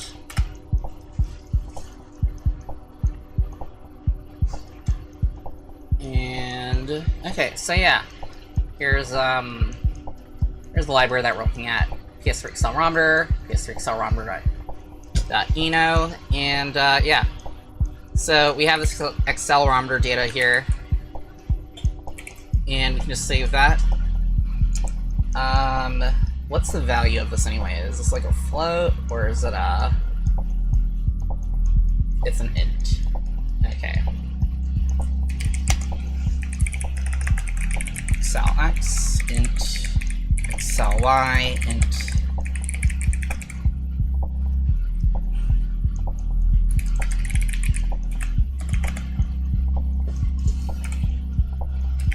Excel y is equal to that, and Excel z is equal to that. And let's also, let's just hide this for now. And let's serial.print Excel x y. Using Copilot, that's how it's typing instantly. And then, yeah, so if we do this, we should be able to get, like, some insight into what the accelerometer data is here. It's not going to actually do anything yet. But, if we count that we have the exact same accelerometer data, for, like, however many number of cycles, then we can assume that the controller has actually been disconnected. And when that happens, we should detach all of the stuff.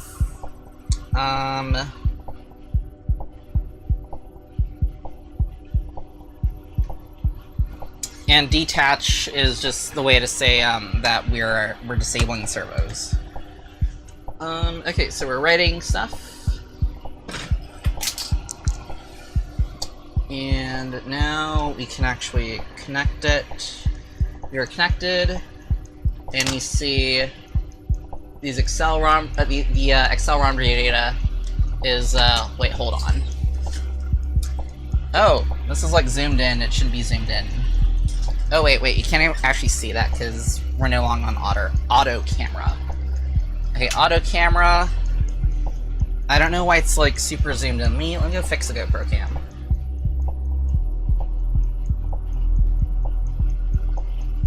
Why is it zoomed in? It shouldn't be zoomed in like that.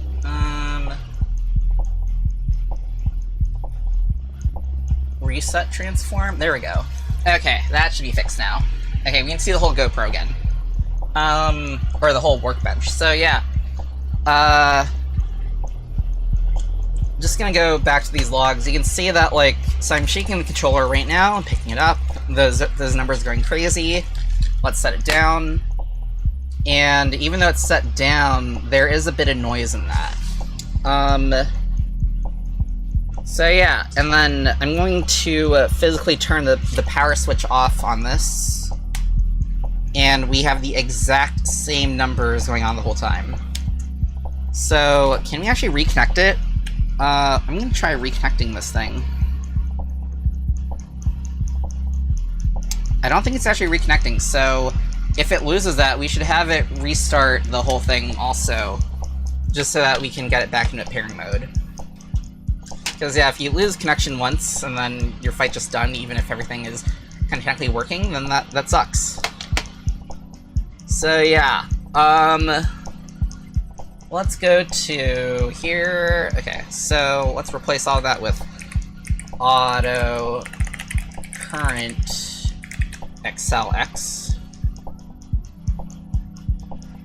Let's maybe make some counters. Int xlx same or xlx unchanged is equal to 0.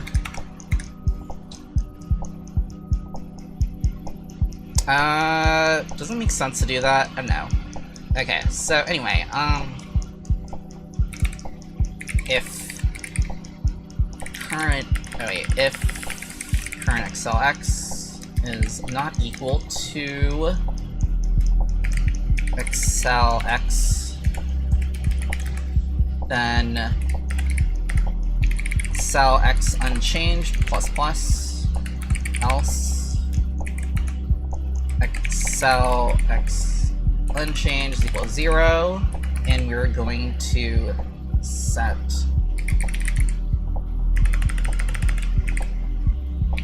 xlx is equal to current xlx. And then we can just keep doing this for all the other ones, I think.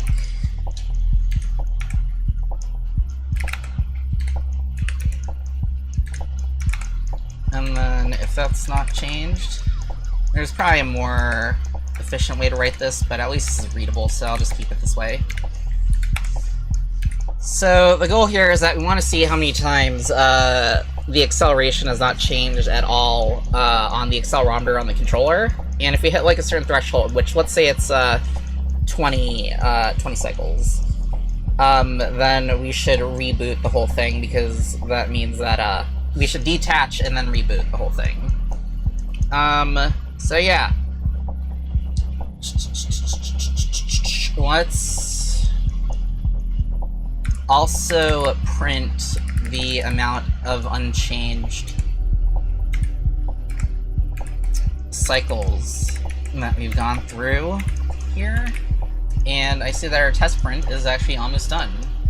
Yeah, let me go adjust that view actually so that you can see the progress bar on that. Yeah, let's do that. Transition that. Okay, cool. Alright, let's upload and monitor here.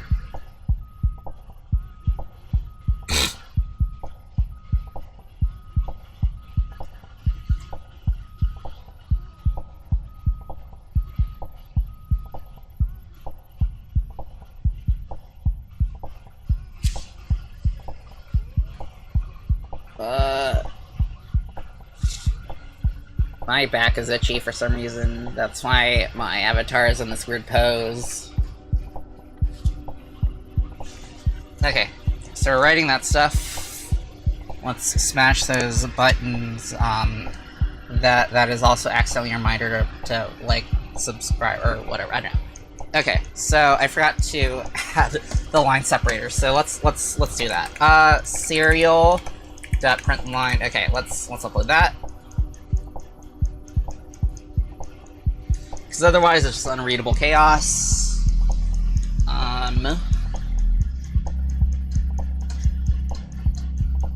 So this is like part 1 of the failsafe, by the way.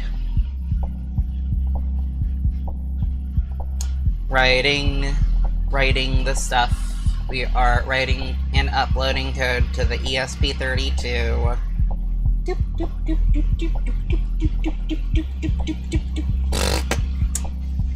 Okay.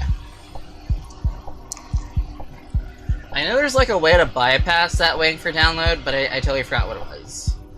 But yeah, okay, so I think we can connect now. Yeah, we're connected.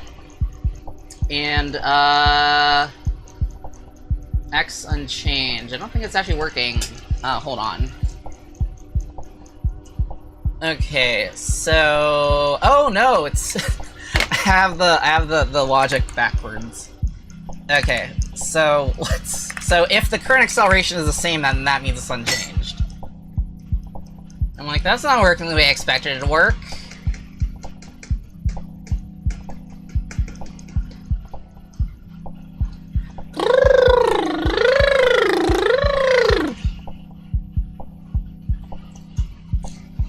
no, the test print is done.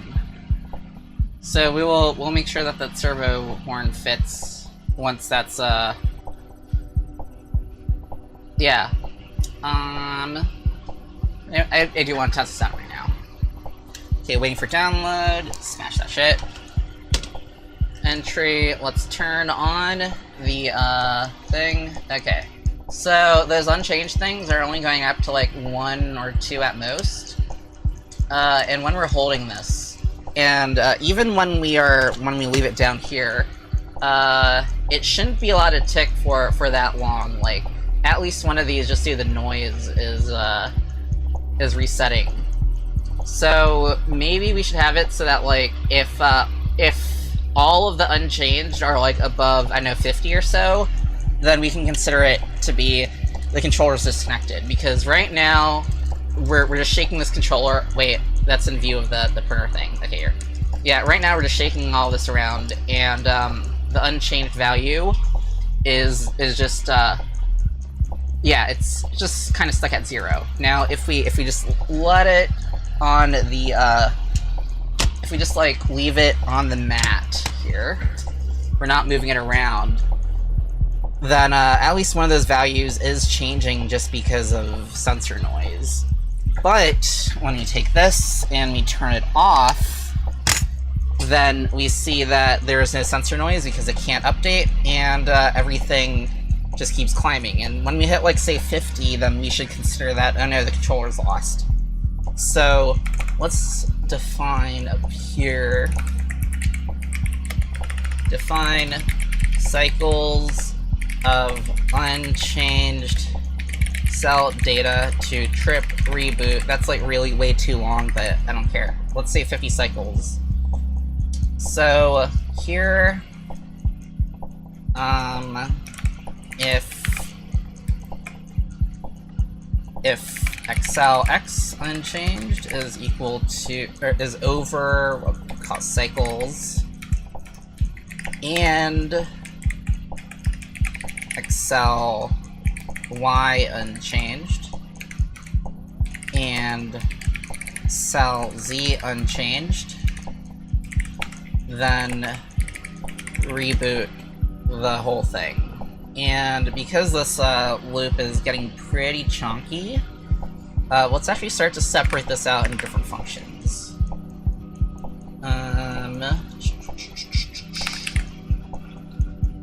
Okay, so let's have here void update update throttles, and let's move this, all this stuff here to there,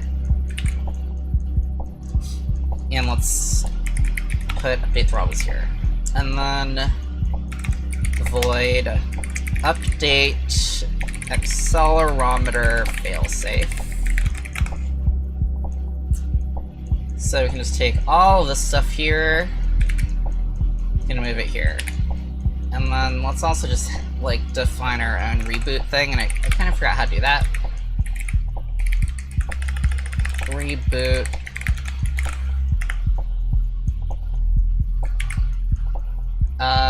So yeah, if that's happening, then we want to reboot. And let me look up how we're supposed to reboot again on ESP32. ESP32, how to reboot. Okay, so I guess it's just ESP.restart. That's easy. So when we do ESP.restart, we should start to see it, what's it called?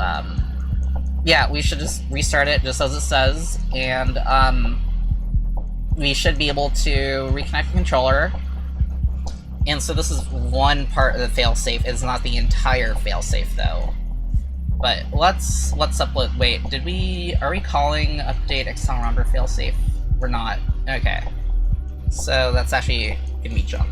Okay, let's update accelerometer failsafe here. And when we call reboot, I guess we can also have it detach the ESCs. So how do we do that? let's have it so that drive left ESC dot detach, drive right ESC dot detach, and let's also detach lifter. What were you called? Lifter servo dot detach.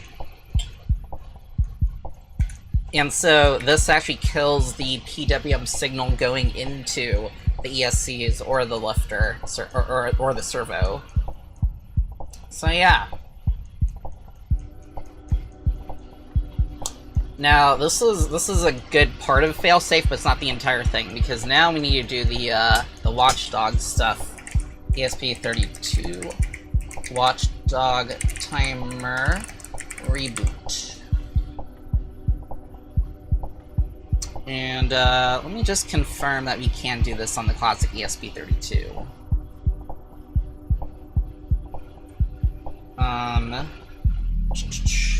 Also, let's get that test printout so that we can actually start to design and print that lifter. And I guess that we didn't need the bed leveling because it worked fine. Alright, so we have the servo horn here. It's actually a little slightly big, but we can actually just trim it. So let's just cheat a little bit here.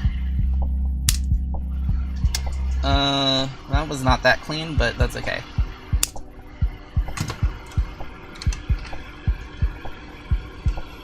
Okay, and I guess it fits in there-ish. Yeah. So, those holes, they line up. That's nice and dandy, I guess. And then, you can just... Oh, this is a Phillips head.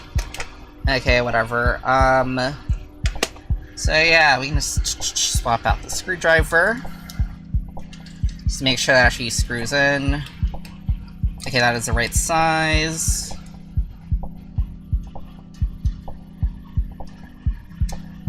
Alright. Just gonna do 2 of these, because... yeah.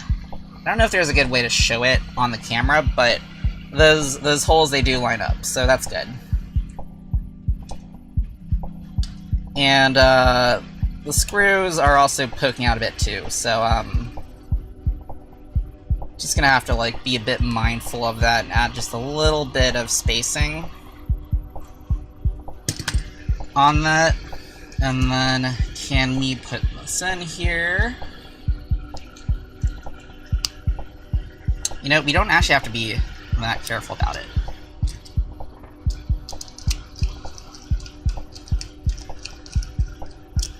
Yeah. That works. Cool. Okay. So, let's just design the rest of that flipper, I guess. Let's design that, and then we can get back to, I guess, doing stuff. Okay, so that's gonna be for the screw heads to actually have some clearance here. Let's make those equal.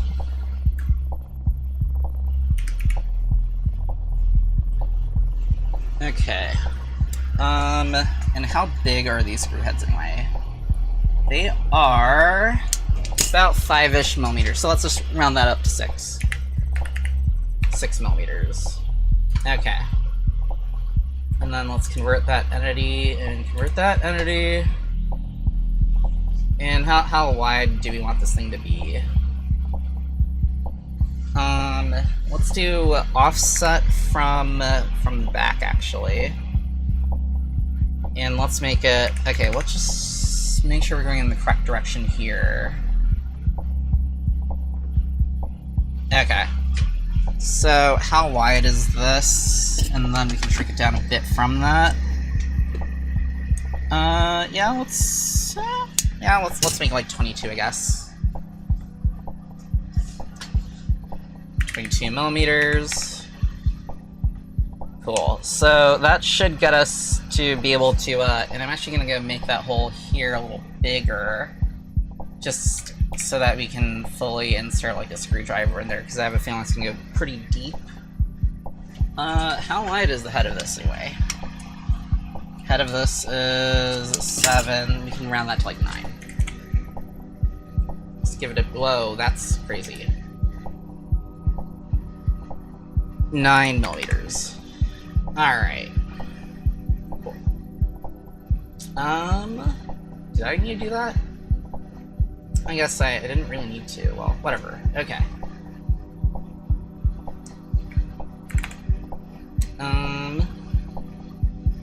Yeah, we could actually just make that one hole, like, 9 millimeters to begin with. Okay.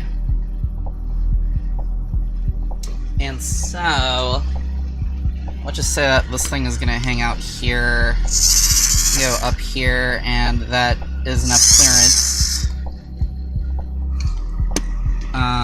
So let's make it a bit longer. Let's make it like, I don't know, however that much is, 50 millimeters longer from that point.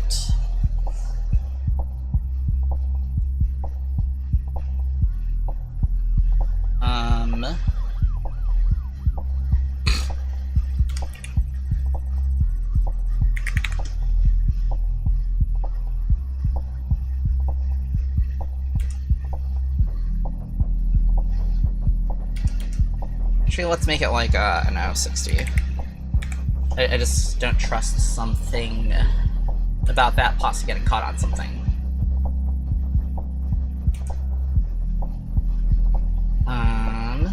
Yeah, that'll work. And then let's set that for construction.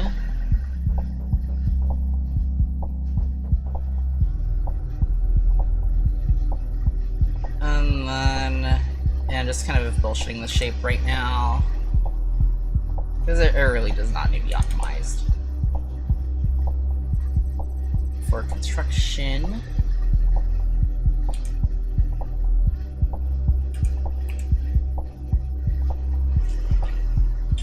Okay, let's actually make that parallel.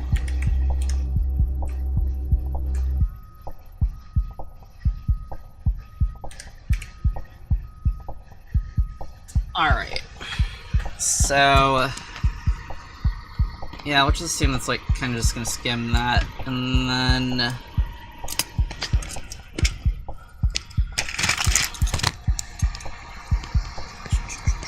where is the top plate? Here's the top plate.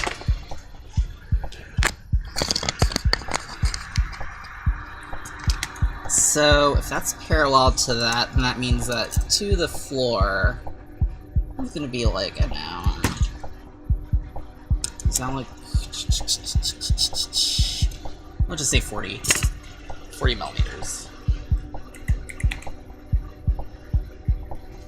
And the angle of that slopey slope is, turn that on. It's out of battery, so we're just gonna eyeball it. We'll just say that's like, I don't know, 75 plus 90. Oh no. Let's just do 90 plus 15 then. So that's like 105. Yeah.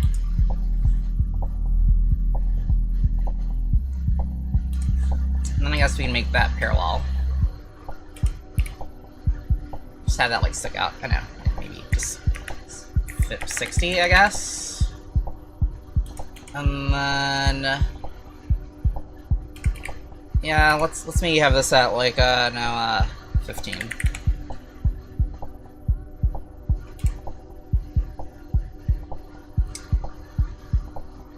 And then let's just extrude that to be the whole width of the thingy. Oh wait, that's backwards. Shit.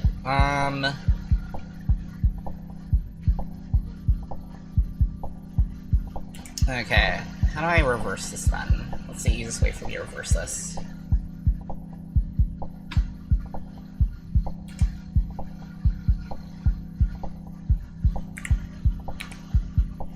Oh, heck. Okay. Edit that. I'll just like redraw it, I guess.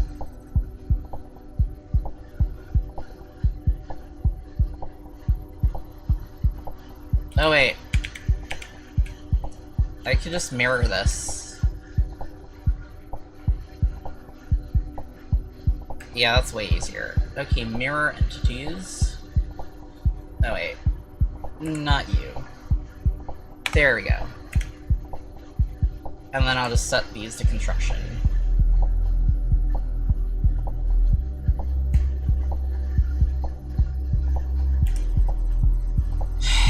Maybe we can make you like more like 120, I guess. Yeah, that seems probably better. Alright, and then let's extrude this and start printing it, and then get back to the other failsafes. Not sure if I'm gonna get to the PS4 and PS5 controllers today, but yeah, we should be able to at least wrap up the PS3 controller stuff.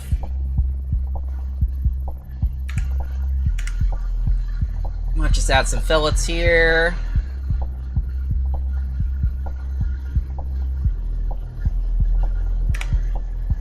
And yeah, that looks like a lifter arm, I guess. We could add some, like, chamfers, I guess, too. Why not?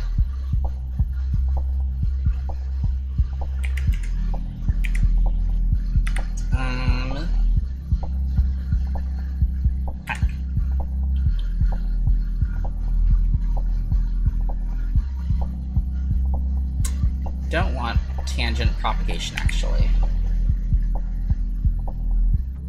Oh gosh, everything's getting all laggy. Okay, so here, and here, and here, and here. Yeah, that's where I want the chamfers at. Not all the way around, because I don't want them on that edge. Yeah, let's just go print this out, I guess.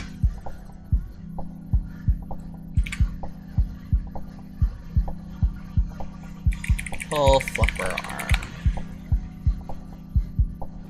It's not really a flipper, it's more of a lifter.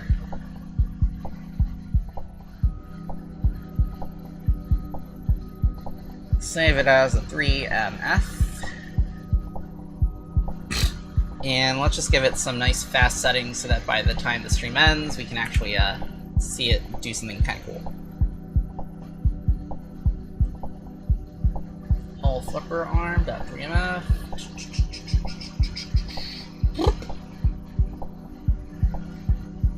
Auto rotate that. Oh wow, only 45 minutes, that's cool. Okay, yeah, we should definitely have this done in time then. Let's see. And, you know, we could actually just have it print even faster since it's PLA, and I don't really care that much about the quality of it, because we're just doing a demonstration here. Alright, so let's print that out then. Let's do it in purple.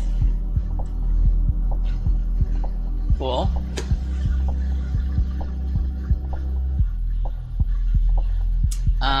Sending to the printer, and let's just send it to, like, stupid fast, wherever that setting is. Alright, cool. So let's get back to the fail-safing then.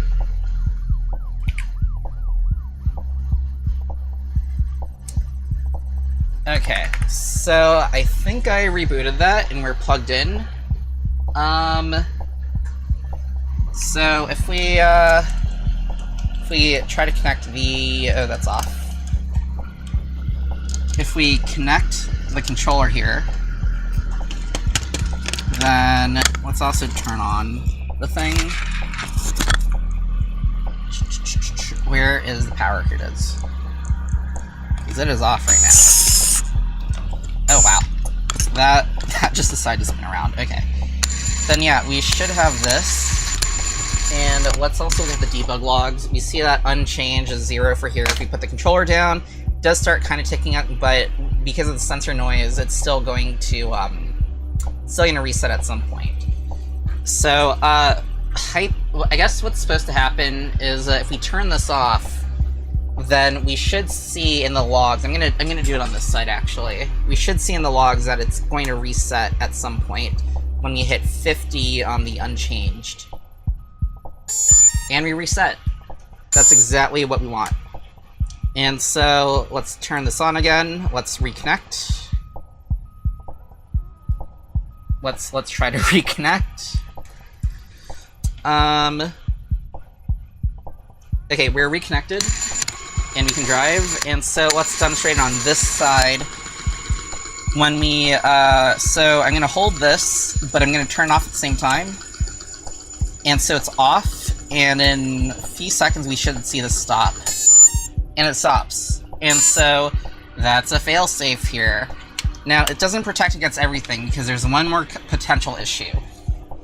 So I'm not sure about for the ESP32, but at least for the later ESP32s, like the ESP32C3 and stuff, the thing that drives the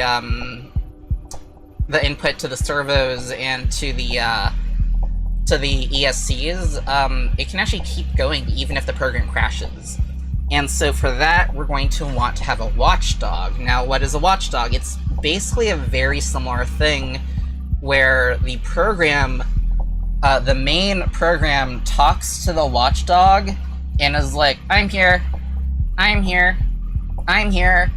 And so the watchdog is like, okay, I see you're here. Okay, I see you're still here. Okay, I see you're still here. And if the program stops for whatever reason, then it won't say I'm here anymore. And then the watchdog is like, it's been like 10 seconds since I haven't heard I'm here. Something's wrong. Let's reboot the entire thing. So we're kind of doing the same thing that we were doing with like having this using the accelerometer as a heartbeat. So yeah, let me just look up how to do the watchdog on ESP32.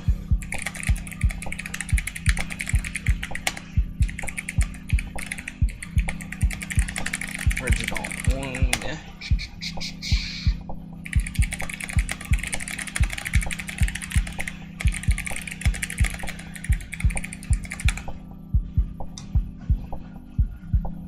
Okay, so to do the watchdog on the ESP32, we're gonna use the built-in default one.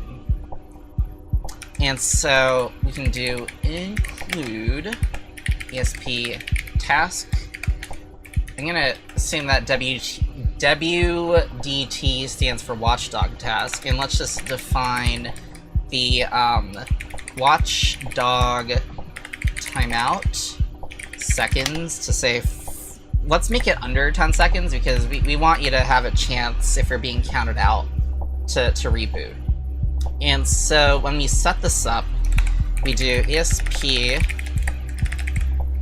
task WDT init. Where did I define that? Watchdog timeout seconds and true. And so yeah, we're basically just gonna be like, oh, if it hasn't gone to signal after 5 seconds, if the watchdog hasn't gone to signal for 5 seconds, then we will reboot. Because I guess that's what the second parameter for the panic is we're just going to reset on that timeout. And ESP task T add null. I don't actually know what this does. And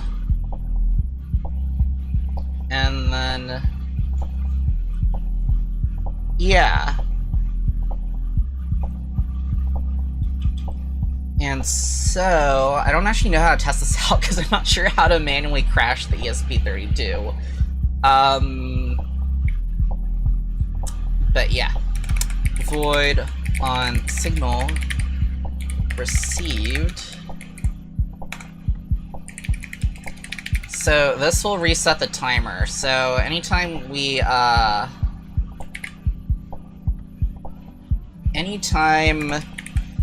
loop all this stuff, then we want to basically send the signal, I guess, that the program is running.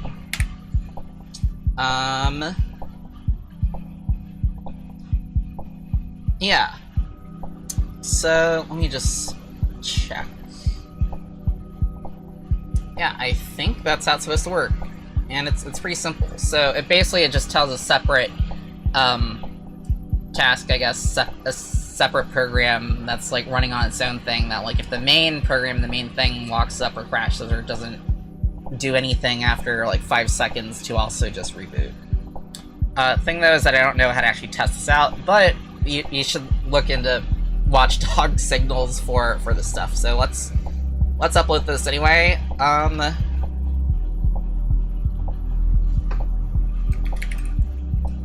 And where is... Let's make sure that the print is going. Temporarily closed, because there's a print for a while. Let's resume that view. Yeah, it's printing. That's cool.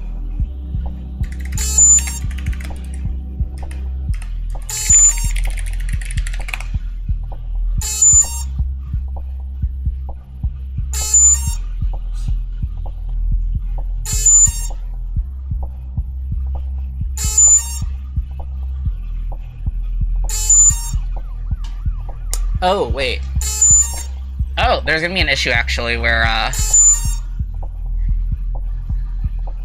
if we don't connect the PS3 controller in time, then it will also, do that. So let's add a little delay there, too. Okay, so we don't want to, like, arbitrarily keep rebooting just because the PS3 controller... Well, no, maybe we actually do want that to happen. In case it's having like a pairing issue. But then we should probably bump that time up to like maybe like 10 seconds. Or let's say 8 seconds.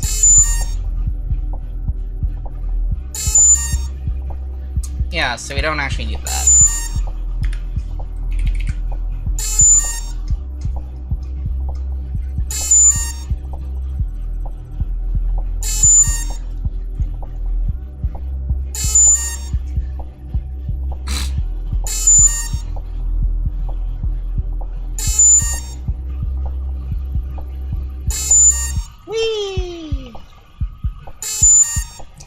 Okay, let's upload that and see what's going on.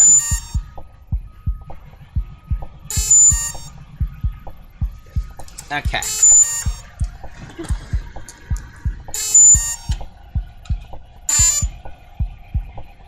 So yeah, everything should still be working. Going to just mess with this stuff, and so we're going to, if you can see that wheel spinning, we're going to turn it off while this is held on, put it down, and in a few seconds it should just stop. And it's fail-safed. And then we can turn the controller back on, we can try to reconnect. And yeah, we are reconnected. So that is how you fail-safe it. That is how you get it to reconnect in the middle of a match if you like brown out or something like that. And let's do this with the PS4 controller, I guess. Maybe. No, I think I want to save that for the next stream. Yeah, so I guess that we're just waiting for that print to finish, I guess, then.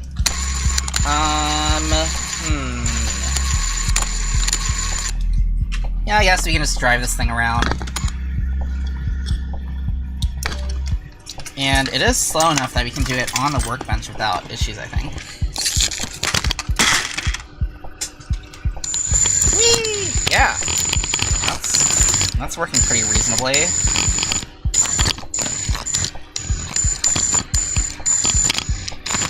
So yeah, this is just like the normal like tank drive, I guess, without any mixing or anything fancy going on. And so with my robots, I don't drive it like this. I actually have like sensors in there so that the most important one is the IMU, which has accelerometer, has a I think it's called a gyrometer also, which is like basically a rotation sensing sensor. And it also has a magnetometer, I guess, which is basically, that's just a fancy word for a compass. Although it doesn't just tell you which direction you're facing with relation to Earth, it can tell you like where up and down is also. And so I'm actually using that so that when the robot's upside down, then the controls are automatically inverted, so I don't have to like think about like, oh, I have to drive backwards now when going forward and backwards, but the turning remains the same. I think it does anyway. And what else? It's also kind of like field-oriented-ish, which is a bit weird because this doesn't have like omni wheels or anything, so it can't really strafe. But like the way that does work is, let me just turn this off because it's gonna be confusing to demonstrate. But like, so if I'm pushing forward, then it'll face forward. Then when I like turn left, it'll turn until it faces left. And then when I do that, then it'll turn until it faces that direction. So like if I spin it around, then it should be going like that. And then the left stick is just for forward, backwards. I have thought about it to where like that's actually like, what's it called, relative to the current direction. So let's say it's facing this way, then if I go this way, then it goes forward. If you go this way, then it goes backwards. If I'm facing this way, then maybe this goes forward and this way goes backwards.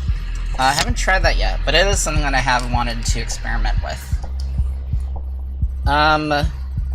Yeah, oh, and for my vertical spinners, I also have it to where, like, the sensor can detect if it's, like, lifting up, just due to the gyroscopic precession, and it actually, slows down the weapon motor so that, it stops lifting off. Although I'm not sure if that's actually a great thing anymore, because it worked when I was, like, a beginner, but, like, the really, really good drivers, they actually use the gyro to their advantage.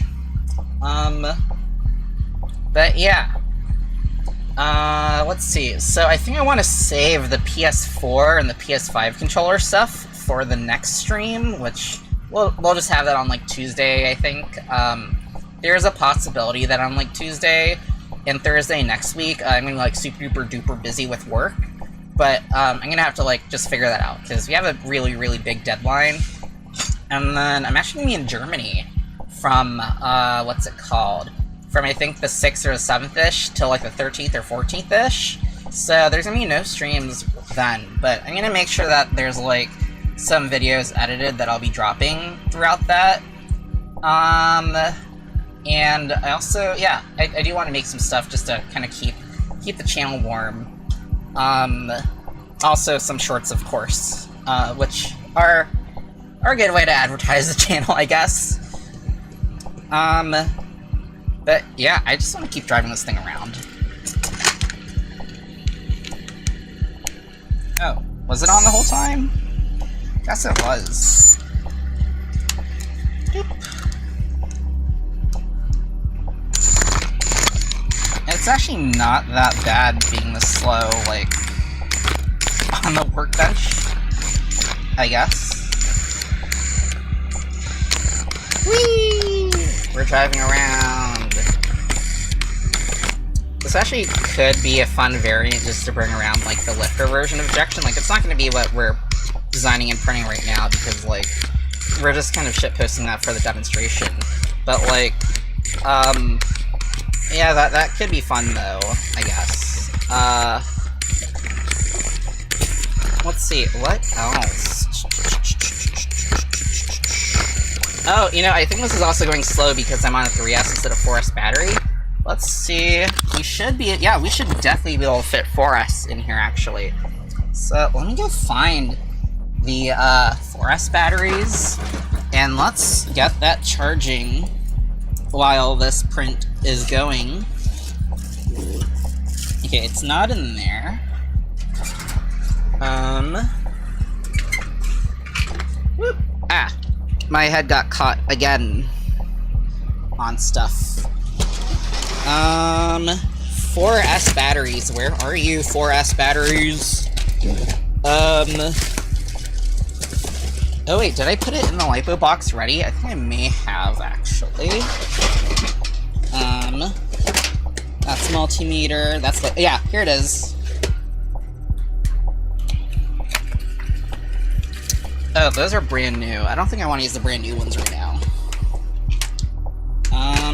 Yeah, let's get those ones charging then. Okay. Oh yeah, that's definitely at storage charge. So, let's get that started. And, I need to use the bathroom real quick. Let's pause this.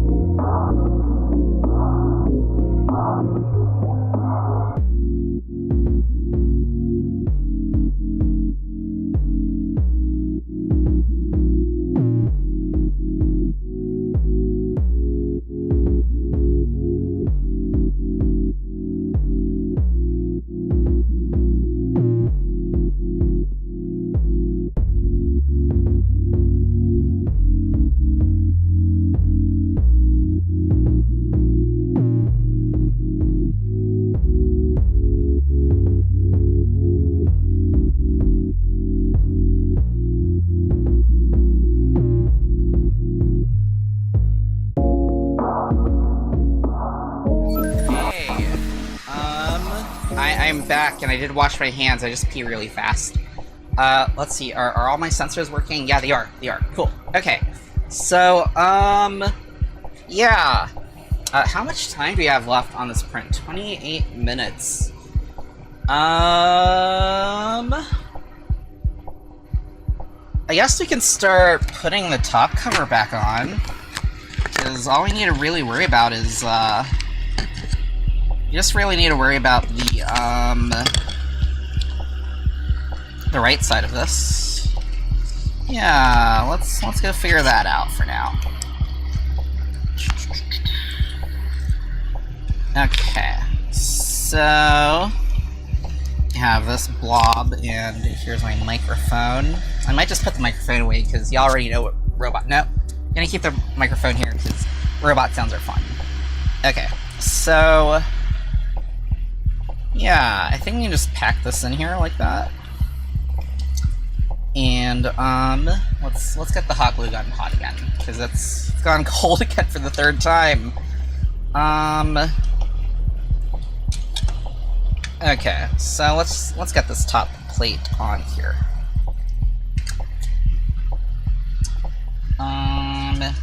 Where are, I think these are the screws for her, or at least most of them. Oh, you know, it'd actually be really helpful if y'all actually saw what was going on. So let's switch the camera view over. Okay. Cool. So yeah, I just squished all the wiring in there. You don't need to optimize it. It's a demonstration, as I've kept saying over and over and over. Okay. Oh wait, I think these are the shitty busted screws from like being damaged. This should be the good ones. Okay. So let's screw this in.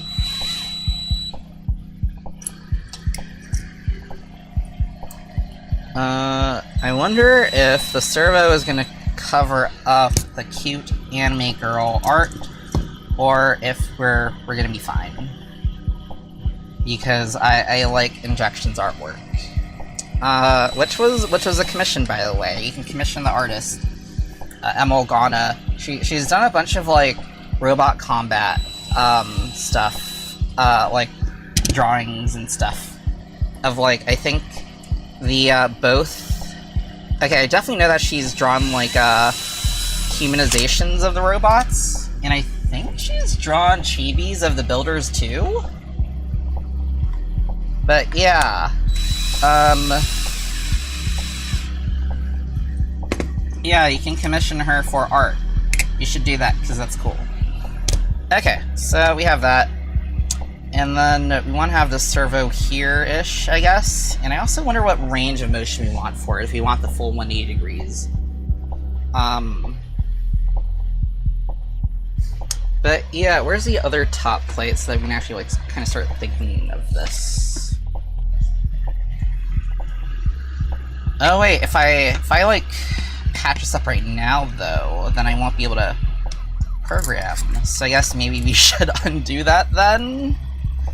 Okay, so it barely also covers her up, so that's okay. Yeah, I guess we're gonna be undoing those screws.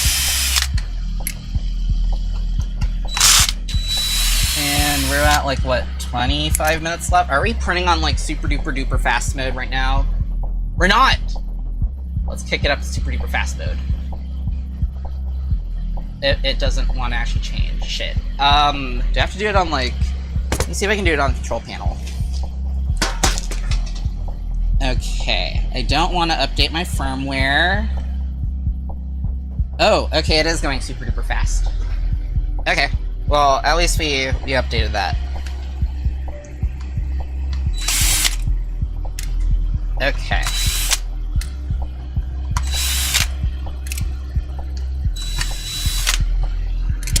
Doop, doop, doop. Whoa, why is it, like, kind of toasty in here? Oh well. Okay, let's turn this off. And why is it charging so slow? Oh, I guess because we changed the settings for it.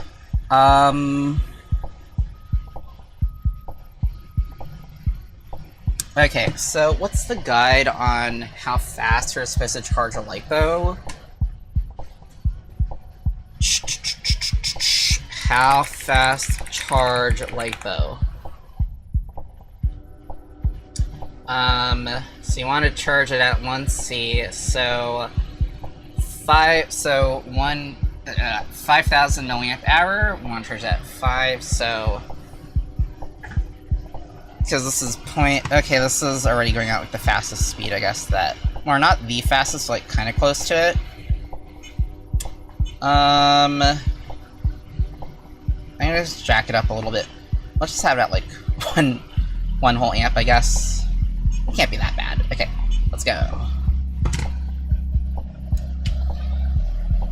Okay, so we are charging that faster, we are printing faster, we are going really, really fast. And I'm going to be saving the PS4 and PS5 stuff for the next stream, which, let's just have it on Sunday. Let's just wrap up this chapter of stuff on Sunday. And now we're just waiting for that last, for the flipper arm to print so that we can mount that and just glob it on with a bunch of hot glue and, have a pretty rudimentary lifter version of injection, which will be fun. Let's see, I guess we can change out this, this busted tire too. Let's go do that. Well, we got like 12 minutes left on this print. If I can find the wheels, that is. Oh, here's a copy of injection. Yeah, let's just take a wheel from her. Or just an entire drive pod, I guess. Yeah, let's just do that. Just the entire... This printer is sounding really fine. Oh gosh, this printer is fucking up. Okay, hold on. Maybe we should not have, ratcheted that up so fast, but at the same time... Oh no, this is not gonna be usable. Shit.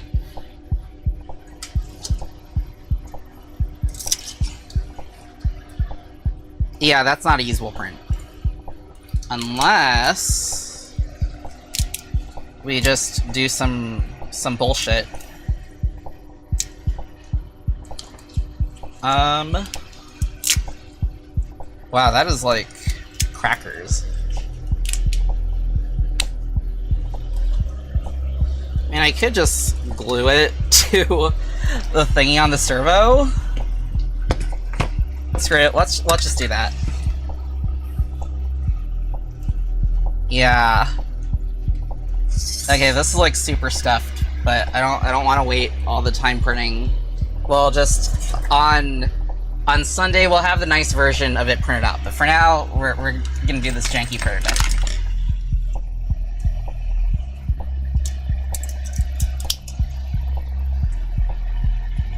Okay, let's just cut that off. And let's just take this. Which, oh, that's screwed in.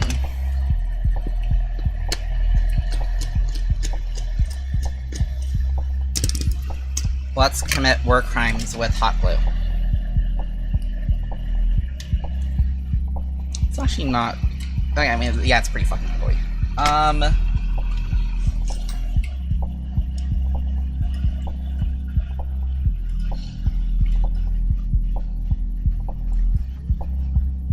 Okay, yeah, so... Just gonna cover this in hot glue.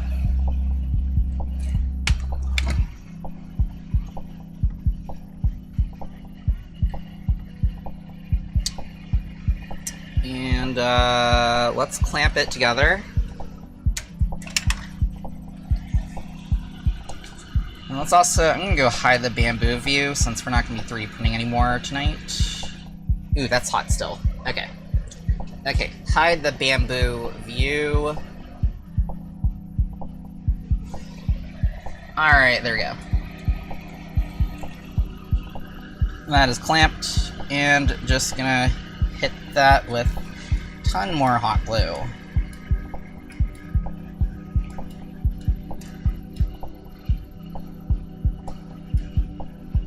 And then we're gonna freeze it.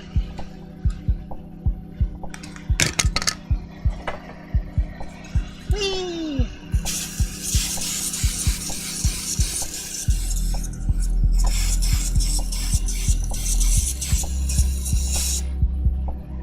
Cool. Okay, yeah, that's working enough. And then I'm gonna turn on the robot so that we can get the servo at a neutral position.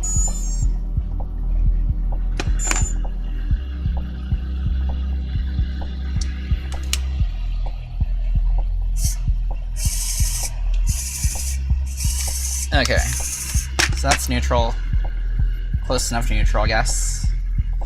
And then we should have this do that. Perfect. So the arm is like janky as hell, but at least it's like doing the thing properly. And then how do we want to do this? Need more hot glue skin. More hot glue sticks. Yeah, we're gonna close her up. I think we're at a pretty good stopping point today. Oh my gosh, my mocap is going crazy again.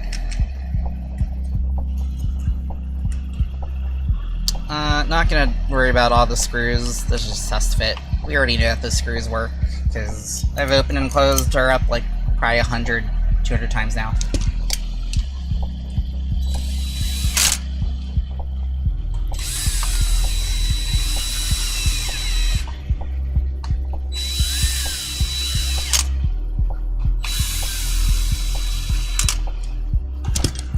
Okay, and yeah, we're gonna worry about 4S next stream, but not this stream. Yeah. Okay. So let's close up that side.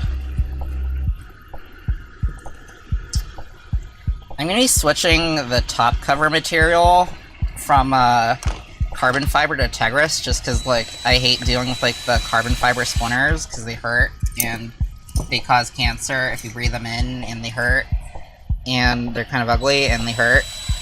And I have a ton of Tegris that I haven't even started using yet, so yeah, that's gonna happen eventually.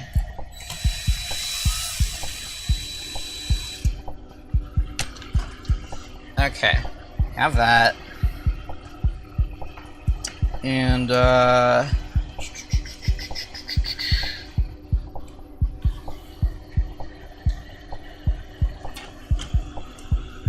gonna have this here.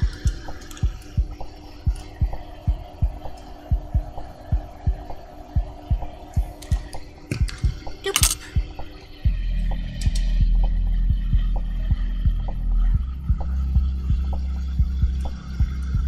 And, is this on? I hope it's on. Yeah, it's on.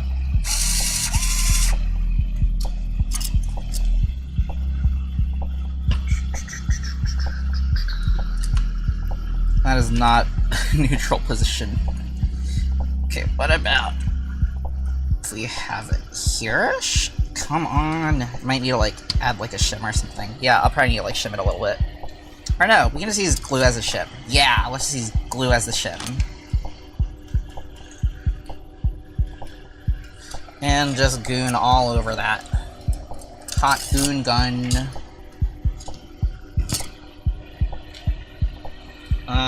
And where is the freeze?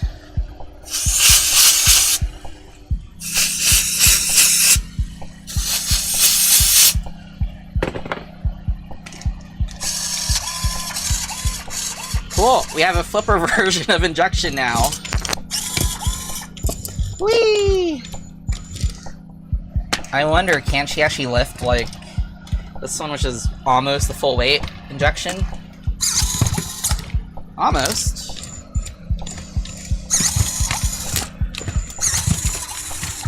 Yeah, I guess it just needs to be longer. Oh shit. That broke off. Okay, well, yeah. Let me regoon that. I mean, if I want to do this, like, properly, I should make, like, a mount for that servo properly. But yeah, I think that we did the demonstration that I wanted to do, which was, PS3 control with failsafe. Cool.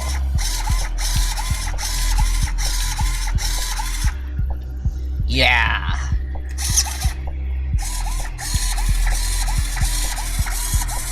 This has got all the angles in here.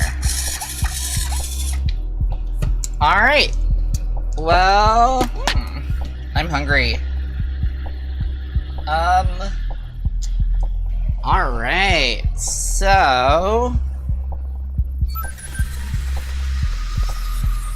yeah, I guess, we're gonna do the PS4 and PS5 controller implementation next stream, and I think I want to do that on Sunday, 2 p.m., just wrap up the series. This was actually a pretty interesting series, because, I was trying to figure out, like, if I wanted to, like, do a bunch of preparation for stream, like, clean everything up, or if, I just want to do that during the stream, and figuring out, like, if I should just kind of, like, rush everything, or, if I should just take my time, and, just kind of find the balance of that, since, like, this is still, like, what, my second month of yeah, I'm just starting the second month of streaming, so, yeah, this was interesting, because, I originally planned this to, like, only be, like, one stream on Tuesday. I didn't really expect it to be a 3-parter. And so, yeah, it took longer than I expected it to be, but, that's good, because it means I'm not playing it safe anymore. We're actually doing some real stuff. And, I think the flow of this stream went better, because, yeah, I was able to yap about, like, how the failsafes work, and, we actually got the robot moving around, and I wasn't spending, like, 2/3 of the stream just soldering random stuff. I only spent, like, 1/3 of it. And next stream, we're gonna spend, like, barely any of it soldering, because we are literally just gonna be swapping out the, ESP32, for an ESP32C3 in the same form factor. And that should take, like, 10 minutes at most. Probably 5 minutes of soldering. So, next stream will just be all a bunch of programming, hopefully. But yeah, I'm gonna think about if I want to, like, do the, servo bracket and whatever on stream. I'll probably just pre-prepare that, because the whole point of this series was just for the PlayStation controller stuff. But yeah, and I'm also thinking about, like, editing this down to just a YouTube long, so that all the fluff and all the trial and errors cut out, and, you can just, like, watch, like, a probably 15-20 minute version of this that is, the actual important bits. But yeah, I guess that's today's stream, I guess. We got some stuff done. We have a lifter version of injection that we hacked up, so that's cool. We have PS3 controller controlling a robot, the drive and the weapon, and we have a proper failsafe. And I should post that code somewhere also. But yeah, I guess that's the stream then. Yeah. Hi. You're catching the end of the stream, but There will be another part on Sunday, 2 p.m. Central, at least, so you'll be able to catch that. But yeah, cool. I guess, I'm gonna be logging off. Bye! Why did my arm die? Is it not tracking properly? Oh, that's the wrong one. Okay, anyway, yeah. Bye-bye, logging off.